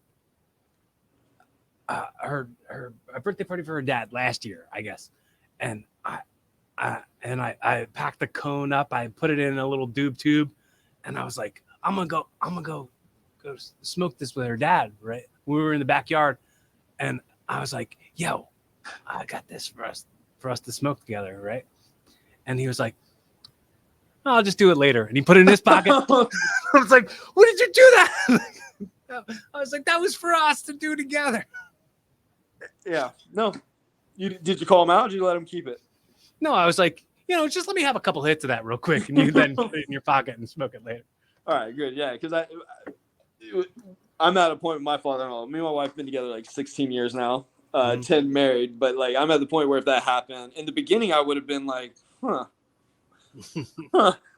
all right, that was weird. Like, I don't know if that's getting stomped on later or like, but now that he shut off our relationship because I wouldn't go get him any. So yeah, that's how that, or not shut off the relationship, shut off communication for that. Like, we're not pot friends anymore because I wouldn't buy him pot on his time. Like, I couldn't get it that day. It was a bad time. Well, it's a weird thing. It's us talking about kind of like that like man shit. Like, to me, I didn't have a dad growing up. I grew up with a gay brother and two sisters and a mom. Like, I didn't have a role model, like a male role model until I started like training to be a wrestler. And then my trainers really were like father figures to me. They're just showing me what like man shit is. Well, like, and toughness. I got a lot of that through my training. I don't mean to interrupt, but let's reverse it. What the stereotypical role of man is, right? Mm-hmm. Corey goes, yes. Stereotypical type man stuff. No. Because, like we say, we're saying all that tough, what is manly stuff. But what about the accountant down the street that's going to work every day for his wife and kids in the 70s, you know? Mm-hmm. And, or, all those, as much as we hate political people, there's, all the nerds and dorks out there that are men who get made fun of because they're dorky men. Mm-hmm. And that's just going back in the day. Now, like I said, nowadays people were more fortunate where everybody's accepted. But like you said, it took you a while to learn to find a man that you felt like that's my role. These guys are my role models as men. I didn't call myself a man. I wouldn't refer to myself as a man till I was like 35 years old. Like, it took me a long time. So, it's still not I wouldn't say it's brand new, but I took it as, I'm like, this goes back to the whole, like, if I wasn't me, I'd wish I was. So I want to make sure I'm the type of man that other people can see and be like, I want to be like that. Yeah. And that's part of like why I go ahead and beat the drum. That's why I go ahead and do a lot of the things that I do instead of just telling people I'm going to do those things. Exactly. And another thing I constantly say, which for sure, take this if it applies, that I'm super careful about the way I advertise myself. So I'm not going to tell you I'm smart. I'm not going to tell you I'm funny, because if I tell you I'm smart and I tell you I'm funny and we're talking, say, an hour and a half, and I haven't said anything funny and I haven't said anything smart, not only am I not funny or smart, I'm a liar. And so I'm really careful about the type of ways that I advertise. So I never say 100%. I've been in hospitality where I'm in the hospitality field, so I've never I can't 100% do that for you, but I will definitely say I 98% can do that for you, because I don't want to look a fool, and I get the same thing. I mean, I'm in the hospitality business too, man. I'm a server. I'm a waiter at TGI Fridays, bro. Ours burnt down. Oh, dude. Ours burnt down to the ground. That's the most Florida shit ever. Burnt down. No, it replaced it with the Buffalo Wild Wings. Yep. No, Florida. No, I mean, hospitality is it's tough. It is really tough, but I love it because mine was hotels. Hotels and stuff like that.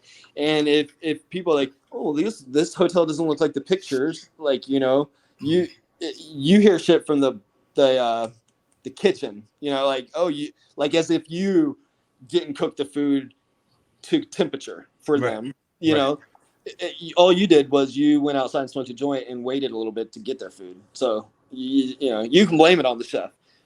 But me, the pictures, of these hotels, people be like, this hotel does not look but I love turning smiles around, man.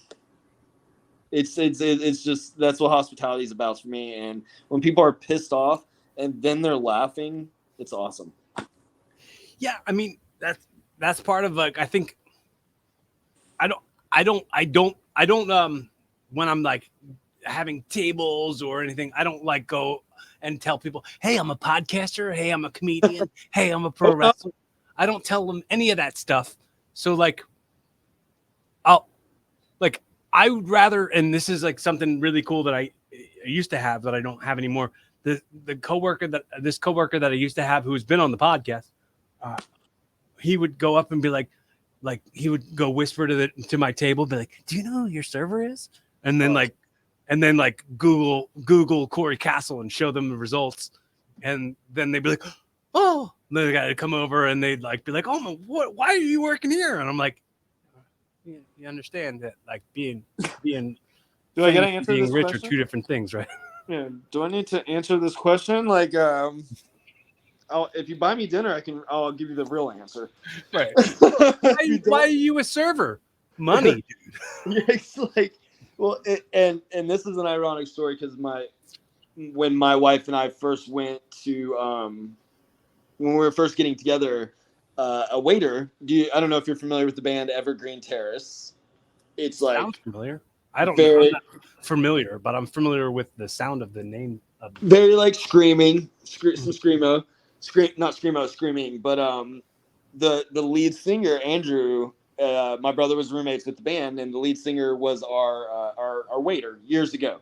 And now they're on tour again after 10 years touring Europe, and now they're touring Jacksonville in the U.S. a little bit, and she sees him, and he's like crowd surfing and just like, I mean, crowds and thousands of people. And like, she goes, "That's a server.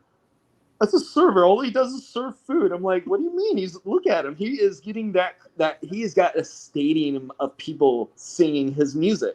She goes, "I don't even think he got our order right." She says it was the Fig in Jacksonville. It was a new restaurant. Like he didn't, but like it doesn't matter exactly what there's a difference between being rich and doing what you love to do. right.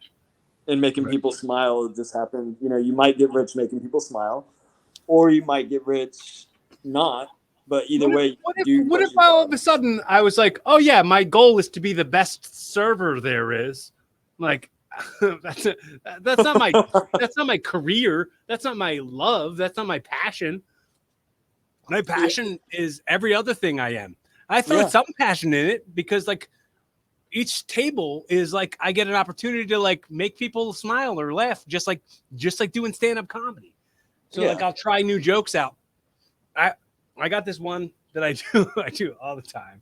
Let's hear it. I love. Like each table has like coat racks. Like they have like a pole that has like hangers on it. Yeah. I'll pull my phone out and I'll be like, "Hey, you guys want to see this post that is infuriating me? And I've been trying to get them to take it down."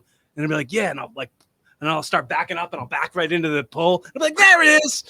There's the post that's been really bothering me. I'm trying to get them to get that." All right. Yeah, it's good. Yeah. It is good. Yeah. I mean, I'm a one-person crowd right now.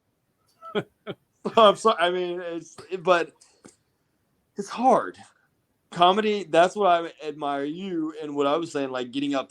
My brother told me, I mean, he works, like he's the manager of the biggest bar in St. Augustine, the most popular one for college kids. And I was like, I'm going to come up there and maybe I can just throw like some stand-up stuff, but I got to admit, you're going to be part of it because it's my family. It's all my family. He goes, "No." I was like, but you tell everybody I'm dead already, so they're not going to know you're my brother. So that's going to be the start of the act. Probably, majority of you guys probably don't know Jason's my brother guy, and and he just looked at me with a cold face, was like, "That's not funny. Nothing you're gonna say is funny." So I admire. That's what I was saying. Like getting up and being able to do that shit's hard.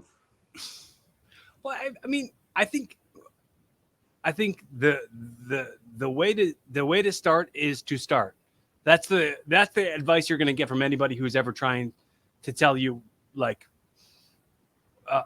about getting into comedy. They're like, the way to start is to just go to an open mic. Maybe see what it's like the first time and don't go up yet. But like, you look at these people, you get way less intimidated when you watch like 9 people bomb, and you're like, okay, so bombing's not the worst thing that can happen. Like, I bomb all the time. Does anybody drop the mic? Does anybody drop the mic and walk away? What? Does anybody drop the mic and walk away? No. See, I'm that guy. Like when I quit it, like if I get unhappy at a job, I'll be like, I'm gonna take my break, and they never see me again. Mm-hmm. And that's how I feel like I'd be on stage, and it would just like I would have no career after that. It was like, oh, that guy just, or that could just be my move. Like I could be a hilarious guy, and then I get nervous and drop the mic and walk off the stage. Well, I mean, I think you've got to have a stronger will than like getting intimidated by like harsh reactions or no reactions, because like it doesn't, because people didn't get it didn't mean it wasn't good. Yeah, it just means maybe you need to work on how you execute the sentences or the way you format out like a set. I look at comedy, like I watch so much comedy. I'm such a nerd for comedy, and I'm like really, like I could probably talk to you about like tons of documentaries about stand-up comedy. Like stand-up comedy documentaries are like one of my favorite things to watch. And getting inside the minds of like how people develop a set. And have you heard like Cat Williams, like there's like a 3 minute thing about him talking about dark humor or yeah. He's like, you know, the passion behind dark humor is like, you know, the like a real comedian isn't you know, that's just your average guy that makes you laugh. But like, yeah, that's kind of hacky. It's kind of hacky to just say the pleasy things. Yeah, like you're kind of a pandery hack at that point. Exactly. And and I love that. Like it's actually like on my repeat playlists when I go to bed. I'll hear him, and it's like that, like him saying that's my motivation. Like it's like, like I can hear him saying, yeah, that's just your average bullshit comedian. He's not your. He's like, it's the dark shit, and that's what. Like when I go to my wife and say my dark humor, like I laugh so hard, and some like she's like, that's not normal that happened.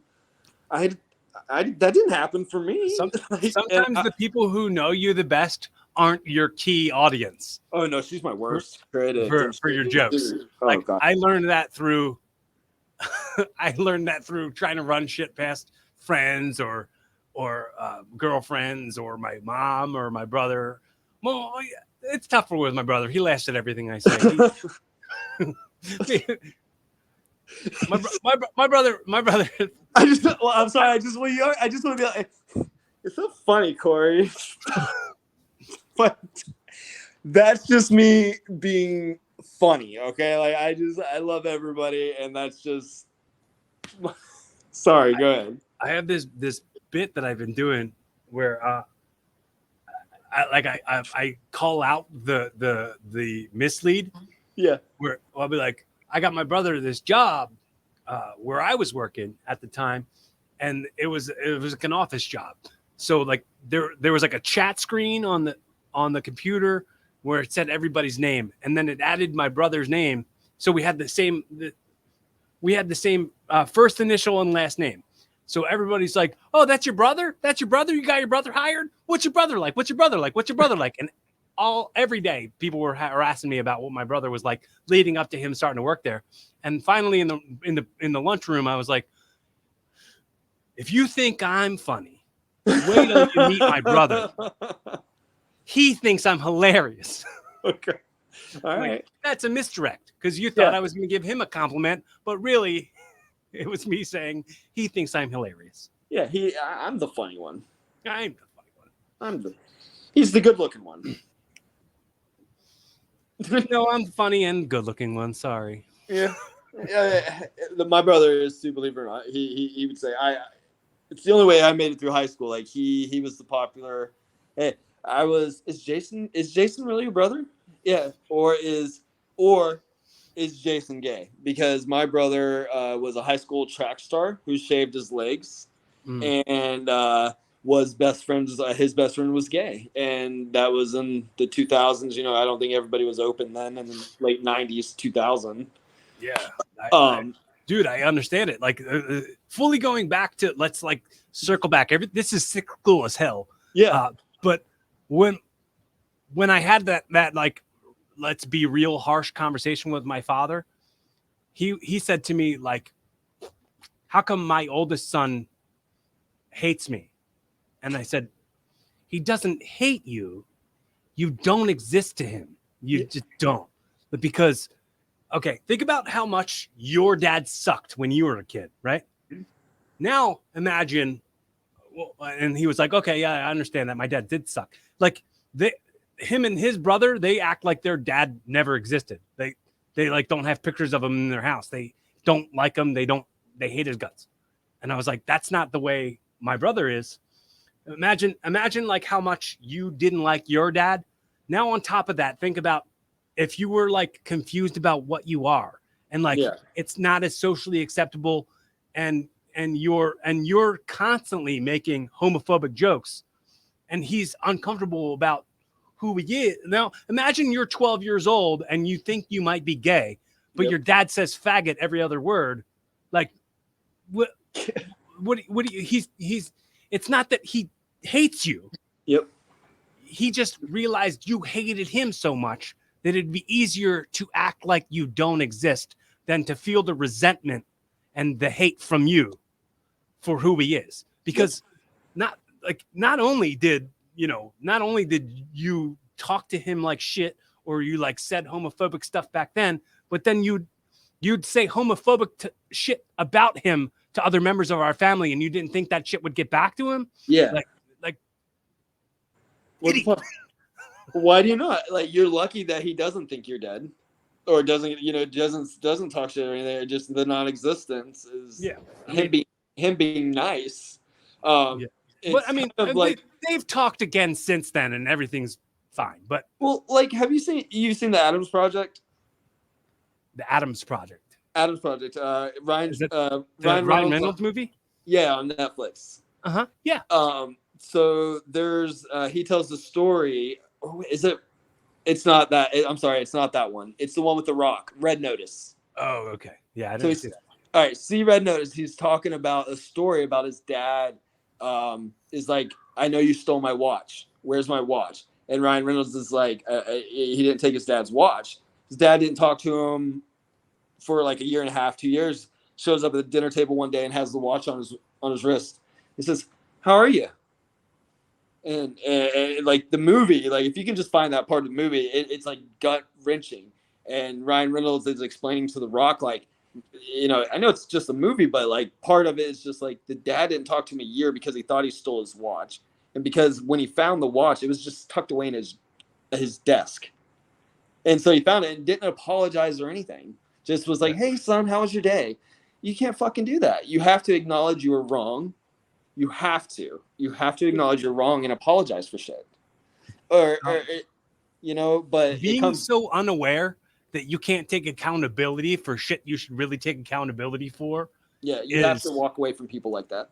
It is like what some people confuse as like big dick energy or some alpha shit, like narcissism or anything. Yeah.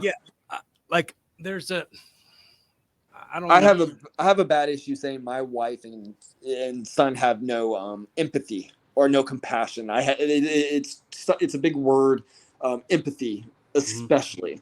My wife though has to have no empathy in her career before with foster children. You know, you kind of have to put up a barrier of having a certain because you would constantly get your heart broken by all the sad stuff. You got to kind of desensitize your ability to empathize with everything. Exactly. And then empathize with your family, sure, but like you got to separate that work from family. Kind of like how so dumb. My trainer, one of the men who trained me how to wrestle, is gay. And he he completely separates what wrestling is to like sex stuff, and I do the same thing. I guess he put that programming into me as well, where it's like those are fully different things. Yeah, fully not like I don't think about wanting to do like wrestling stuff. I don't think about that and like bedroom stuff in the same way. They're just fully different.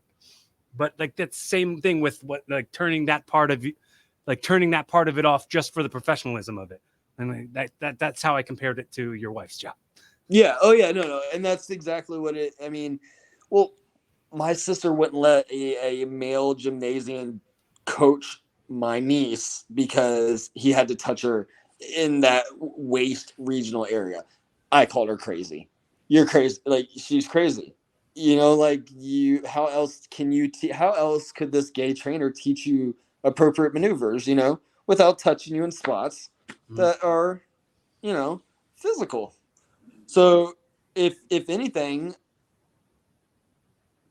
you would be the one that I would be like, you know, you're the one that would have to get out of the place, but you are the one that de-alphaed and you know, came down there. It's not that he separated it, you separated it because it was your career that you needed that gay trainer to teach you the moves, and he got you comfortable with guys touching you all over and not having to worry about it and not going back into the bedroom. Yeah, you got to be careful about those narratives and how you control them when it comes to being physical with people. Oh yeah. Trust stuff. Oh, I'm sure. Yes.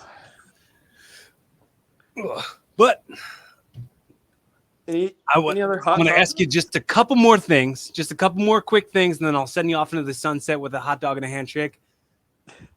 No pun intended, right? Puns are always intended. I don't know who told you no pun intended. Puns always intended when it comes to me. That's how I put the dad into the dad life, even though I'm not a dad. All right. The dad jokes is my life. Puns always intended. Yes. Back in the day, I used to be on Tinder back when I was like single and stuff. And I had my profile said, "Man bun muscles, dad jokes." That is the only thing my Tinder profile said. That's perfect. Mm-hmm. Man bun muscles, dad jokes. That's me. Little kids. Little kids. No kids, no wife, none of that stuff. Van. But how many podcasts now have you been on through that organic, like, I'm going to slide into some DMs and see what people want? Or I think this is my 5th one. Okay. So on all those other podcasts that you've been on, what's the one question that you haven't been asked that you'd wished you've been asked?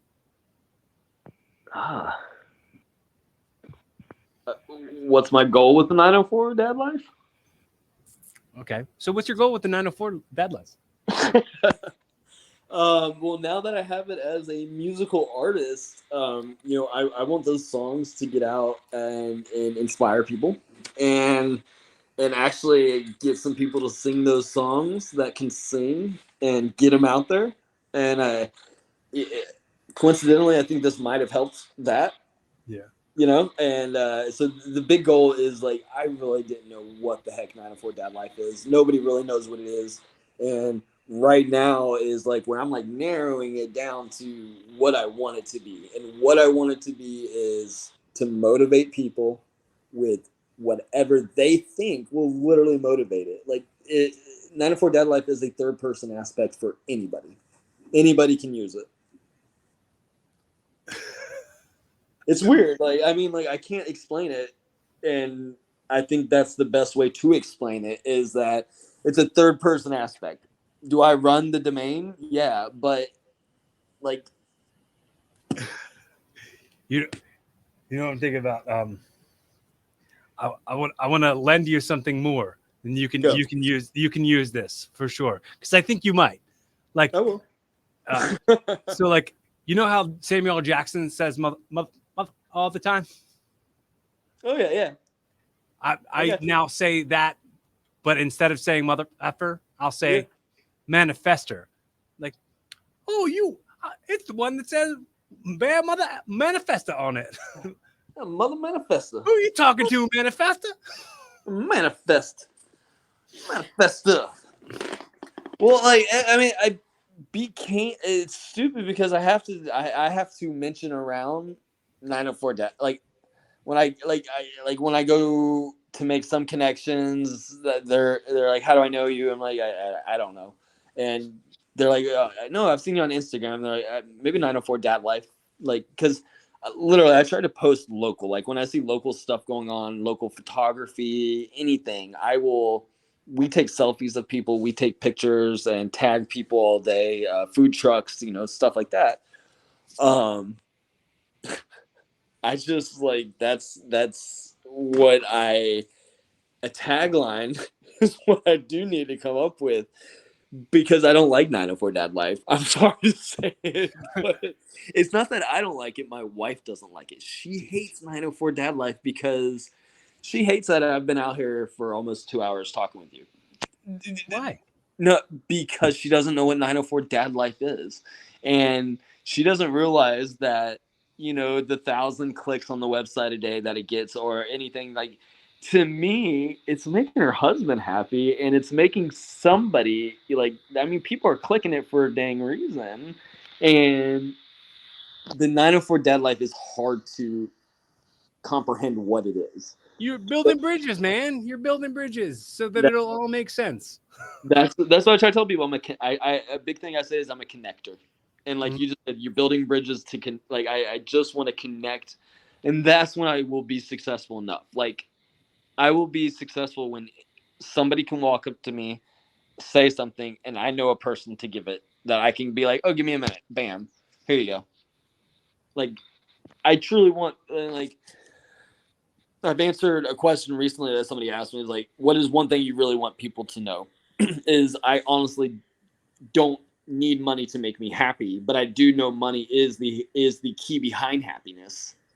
I know money makes my wife happy. I know money takes stuff to buy food in the house to make my kids happy. I know I have to have a roof over my head and that takes money. I know, everything really does take money. So fuck the people that say money isn't happiness because the more money you have, the less stress you have to get that shit to people. Do you know Daniel Tosh? Oh yeah. Have you listened to his stand-up ever? Yes, sir. It's money doesn't buy happiness. That phrase should be followed by just kidding. Yeah. Have you ever seen anybody frown on a wave runner? I think I heard it because I listen to comedy when I go to bed at night. I'd love to see somebody frown on a wave. Like, but no, it's true. Like, and that's the key is like, my wife is so happy when that bank account is full, and when it lowers, I'm gonna even say happy. I'm gonna say the bitchiness level goes up and up as the bills come in, and unfortunately, some people thrive on money. Well, the thing is, so a lack of money is a lack of security. So you have insecurities around money, and you're like playing things in a desperate plea to figure out what's next. So you ease some of that with money. Like life is a little. You're not as sad as you are when you're broke. So it's not that it buys happiness; it just buys the ability to shut off that sadness. Almost like we said, it buys us happy Mississippis. Happy Mississippis. Yeah. It buys us a few extra happy Mississippis. If you have a few more paychecks lying around, instead of living paycheck to paycheck, because we are a very blessed family, but by means we live paycheck to paycheck because my wife lives with a guy named Dean, aka Willy Nilly, like Willy, whatever you want to say. When I got $1 in my pocket, I want to spend it. If I don't spend it on myself, I'm going to spend it on the person in front of me in line because they're $1 short. Like, I am willy nilly, and she's willy nilly's accountant, and it's tough. It is tough when you live paycheck to paycheck and want to be Willy. You know, I used to be. I don't want to say that I used to be, because I'm still this type of way.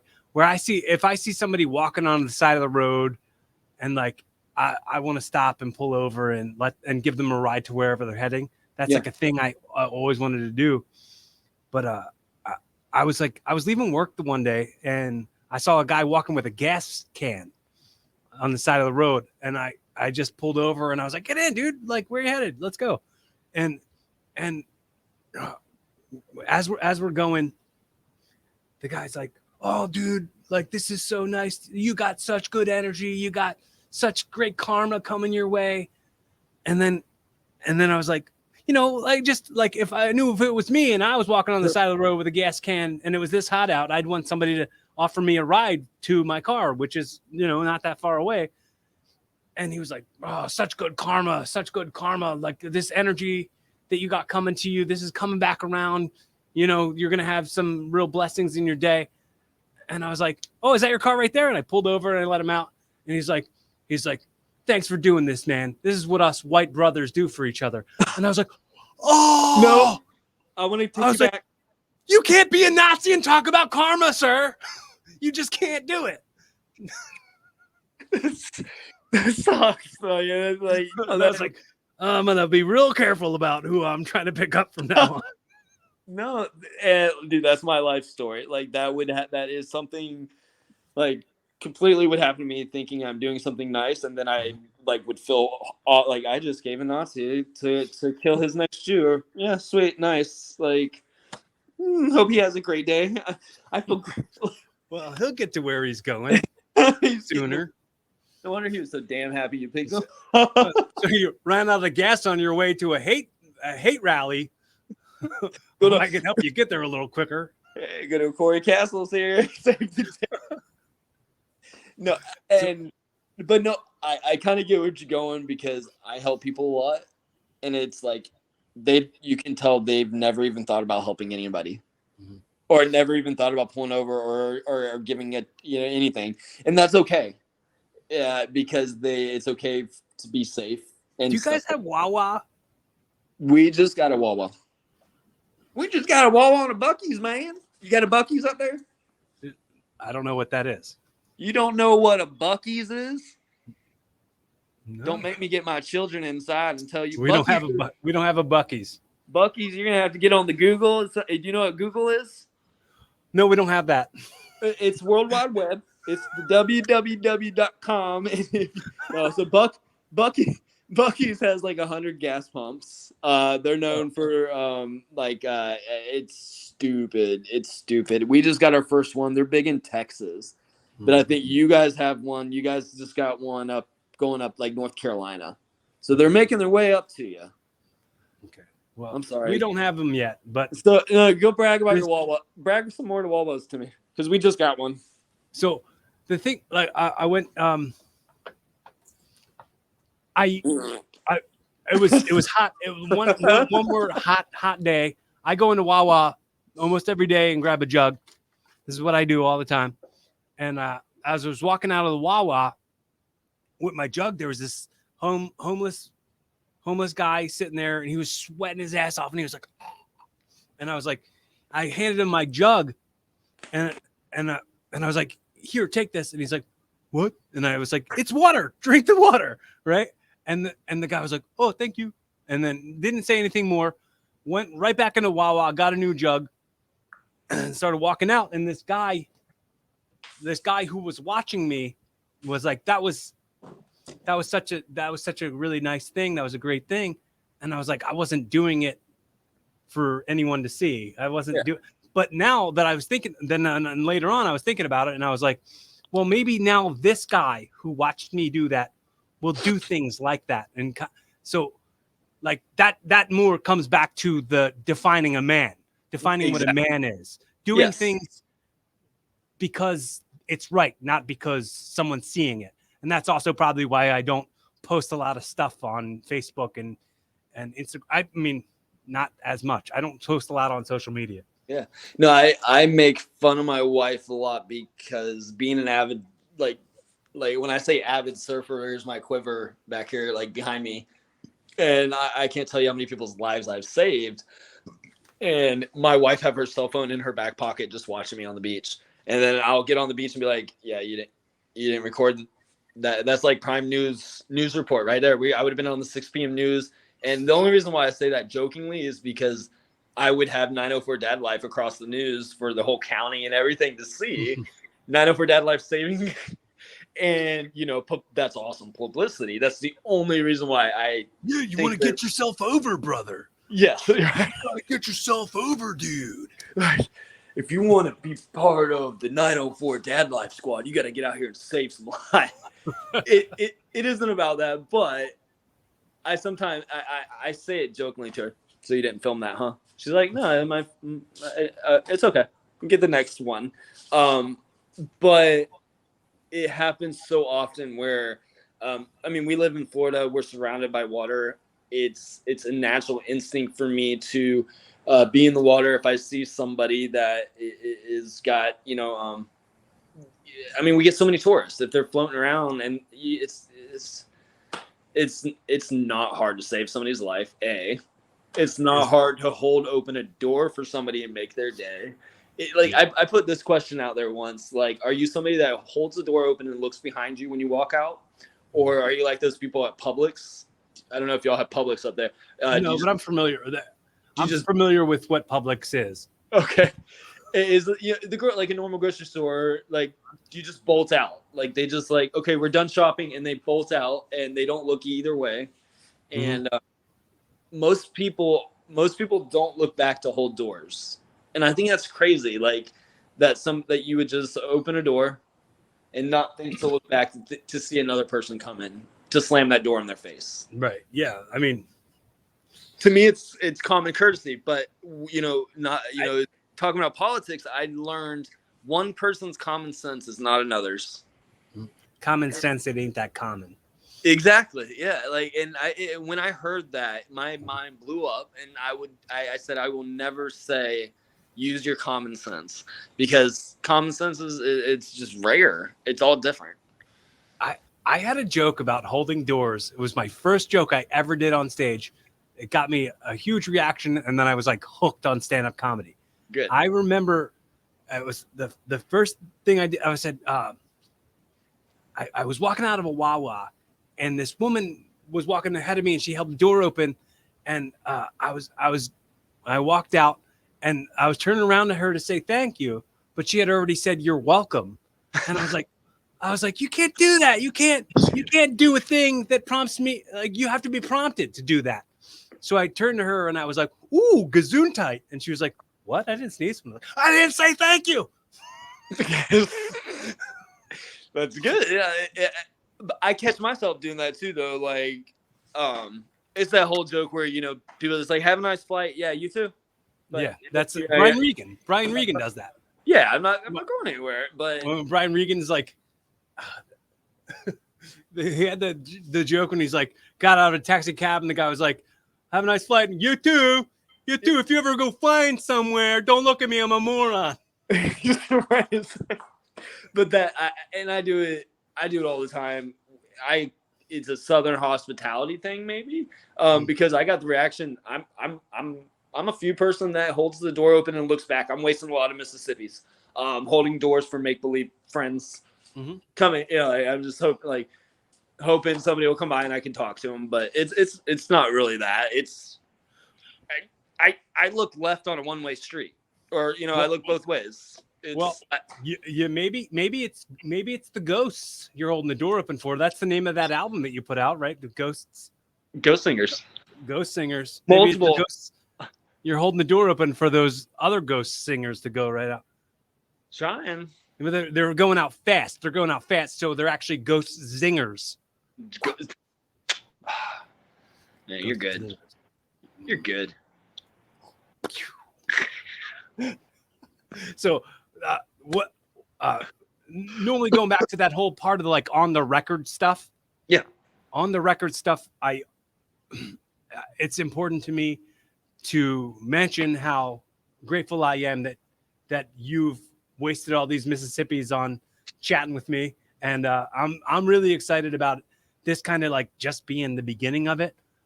Yeah. The beginning of what we're gonna build. I want to give you the opportunity, like make sure that if you ever feel like you have no idea what to do, or you just need a friend, you need somebody to talk to, you need some advice, you want to talk about stand up, you want to try to write some stuff, I would love to be that resource for you. Awesome. So nice. And vice versa. Right. Because I got some tools. And one more thing that you can take from me that I say all the time. I say verse versa. I like that. Because it's the same thing. It just is. twisted around. Aloha. It's aloha. It's aloha. Verse versa. You know, well, you've been giving me a lot of good ones, and all I've been giving you is this Mississippi crap. Austin Lane. Hey, don't minimalize your contributions. We're having fun here. We're enjoying this flow. It is. It's been great, and I think, like I said, I think I started with, we should have hit record right when we started. We'd be 3 hours in, I think, or 2.5, 2 plus. But like I said, I've got a good Joe Dirt story, and the Joe Dirt movie ends very good. You know, like he ends up with a hot ass blonde, and you saw my wife; she ain't bad, and everybody's hearing my personality.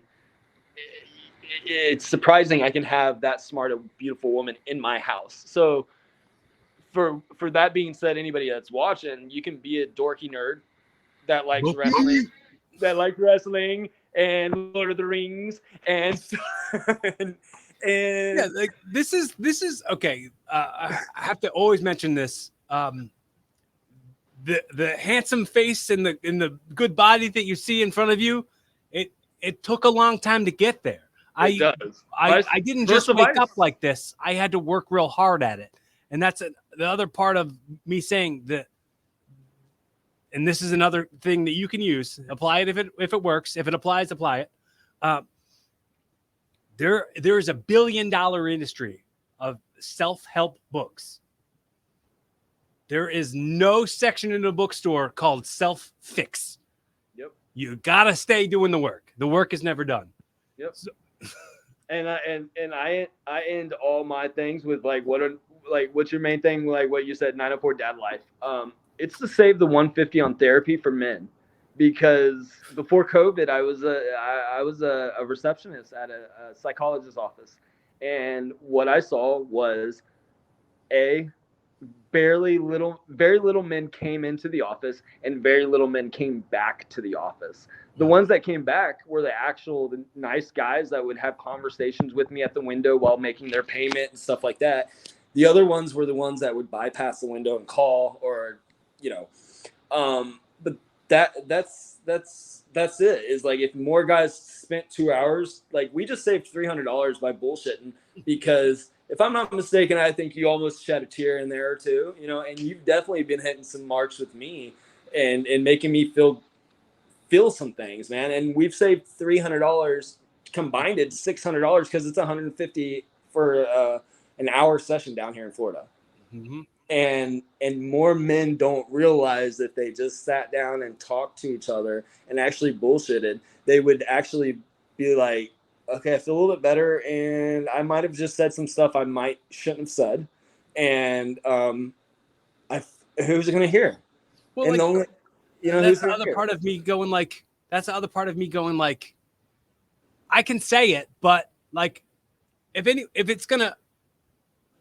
somebody who hears, like, it's not everybody's going to hear this. Not everybody's going to watch this. Not everybody, like, they'd have to make an effort. They'd have to go out of their way to hear some of this stuff. And that's why I constantly say how grateful I am to the people who have gone out of the way, how much they've invested the currency of their time and their effort on checking out anything I've ever done, or anything I'll ever continue to do. The one other thing was I was going to give you the opportunity at this point to ask me anything or tell me anything you want to say, or however you want. The floor is yours just a moment. Do it. No. Ask me whatever you want. Oh man, I mean, I did my job. I got a lot out of you, and that's what I got a lot out of you more than I did from Google. To be honest. Oh, you Googled me? Did you find anything that stood out? Nah, dude, you last night. I showed you to my son, and I said, "You remember, buddy? I told you how you could be a stuntman." And he was like, "Yeah." I was like, "I'm going to be on a podcast with a stuntman." He's like, "No, you're not." I said, "Yeah, this guy," and I pulled it up. So, I'll take the floor to take the time to ask how do you shuffle in, how do you shuffle in going from comedian to being like a hard ass stuntman? I mean, I haven't been hired a ton to do a lot of stunts. But you've done some. You've done a little bit, right? Just a few things, but it's like I was there anyway, doing something, and stunts were involved, and I was like, "Let me do it." I'd rather me do it because I'm a worker. Like I'm used to taking bumps. I'm used to being in staged combat. Like that. Yeah. That's part of what my life has been for the last 24 years. So well, but it gets to, I think like it gets to a point where like The Rock is like, okay, Rock, we know you can do this stunt, but we got to put a double in for you. There's going to get to a point for insurance purposes. Yeah. I'm quite a bit far removed from being on The Rock's status when it comes to this. You tell me to stop selling myself short. You got to stop selling yourself short. Well, dude, it's not that I'm selling myself short. I'm selling The Rock up. Like, dude, The Rock. I always go back to like, go back to like the 90s. Like The Rock was one of my favorite wrestlers when I was a wrestling fan. Smell what he's cooking, man. So it's like I always say to people like The Rock was ours first. Yeah. As wrestling fans, he was ours first, and we let the rest of you have him. And we appreciate The Rock so much more than you guys can imagine, who aren't wrestling fans, who didn't grow up watching every title defense he ever had, every big title match, every good promo he ever did. The goosebumps were always real. When he called himself the most electrifying, I'm sorry, I'm marking out too hard right now. No, you're good. When he would do a promo, like he would really shoot, like you'd really feel the electricity, and like he nailed it with saying that he was the most electrifying man in sports entertainment. Like he was. And but listen to how you just ended it. He because you're saying how you're portraying yourself. He went out there and made himself the best sports entertainer. Right. Entertainer. So he knew that he was going beyond that ring. Mm-hmm. Even then, he knew it. Hey, have you heard this? Have you heard the story of him in his like first outfit? Like staring himself in the mirror.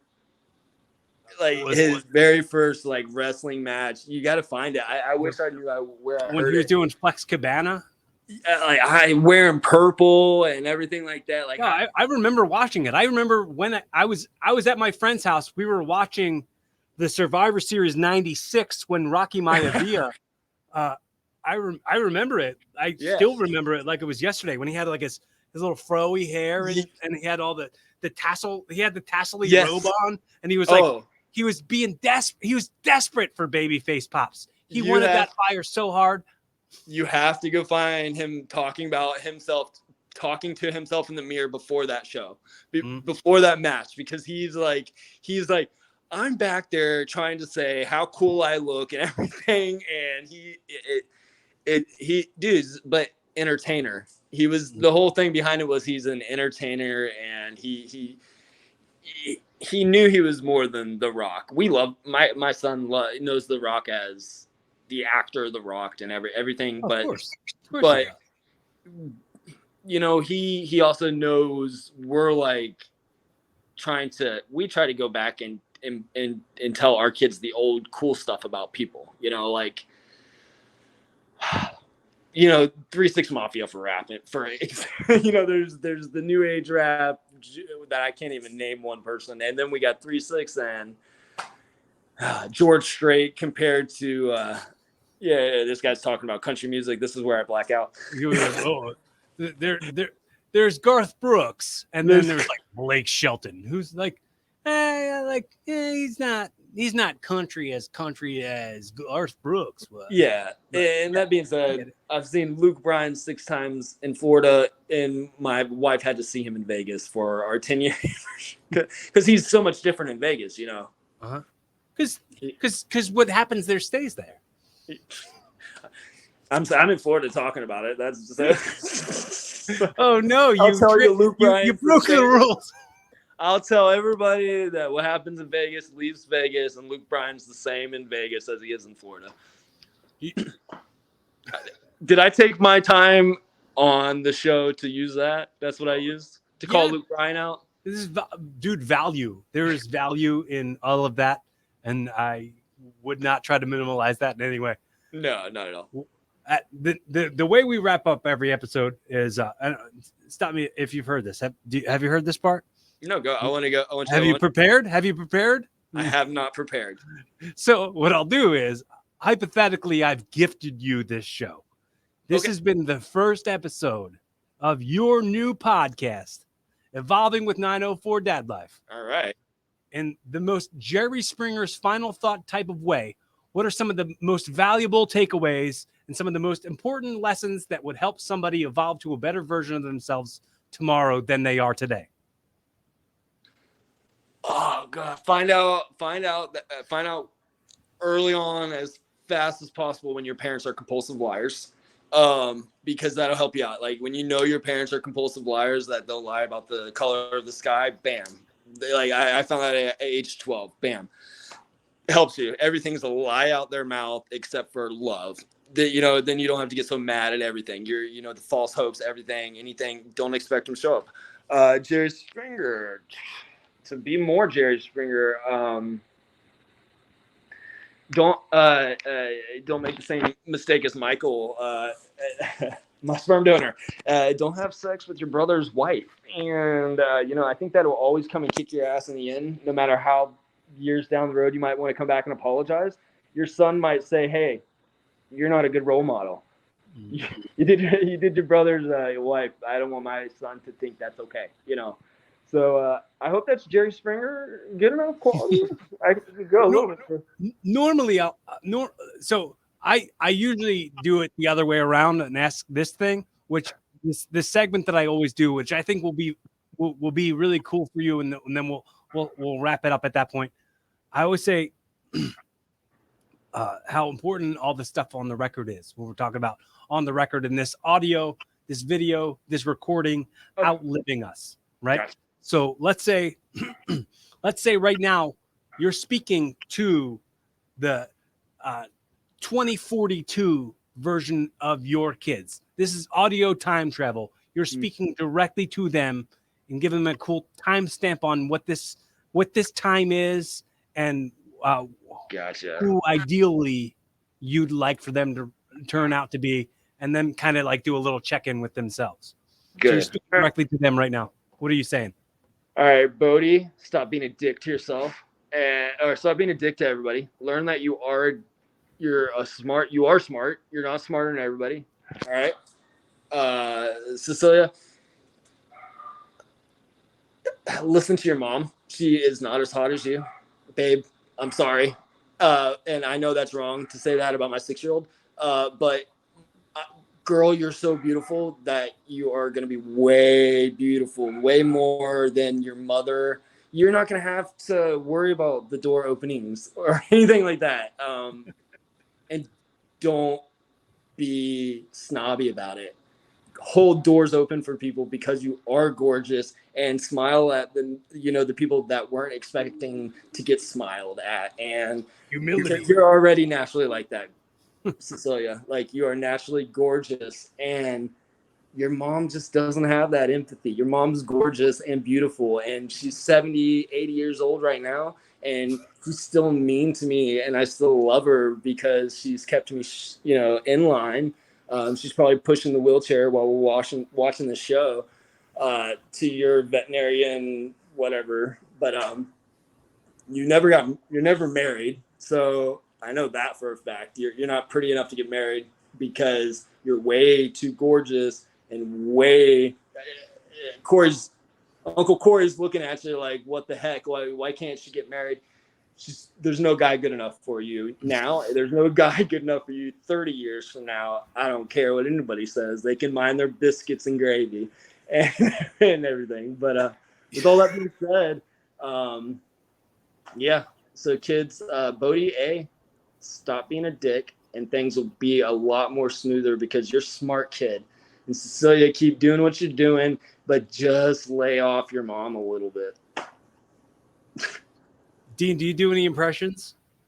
Do you have any impressions of any characters, any famous characters? Yeah, I got a few. What's your best impression? It'll hurt my throat. I can do Sling Blade. Okay. Well, the real wrap up is normally I have you do your best impression and say the catchphrase of the show. The way I close it out, I always say, "Be fun, have safe, keep evolving," in your Sling Blade voice. Wait, I'd rather let's do it in be safe. Say it again. Be fun, have safe. So it's just like like be safe, have fun, but you switch the words. All right.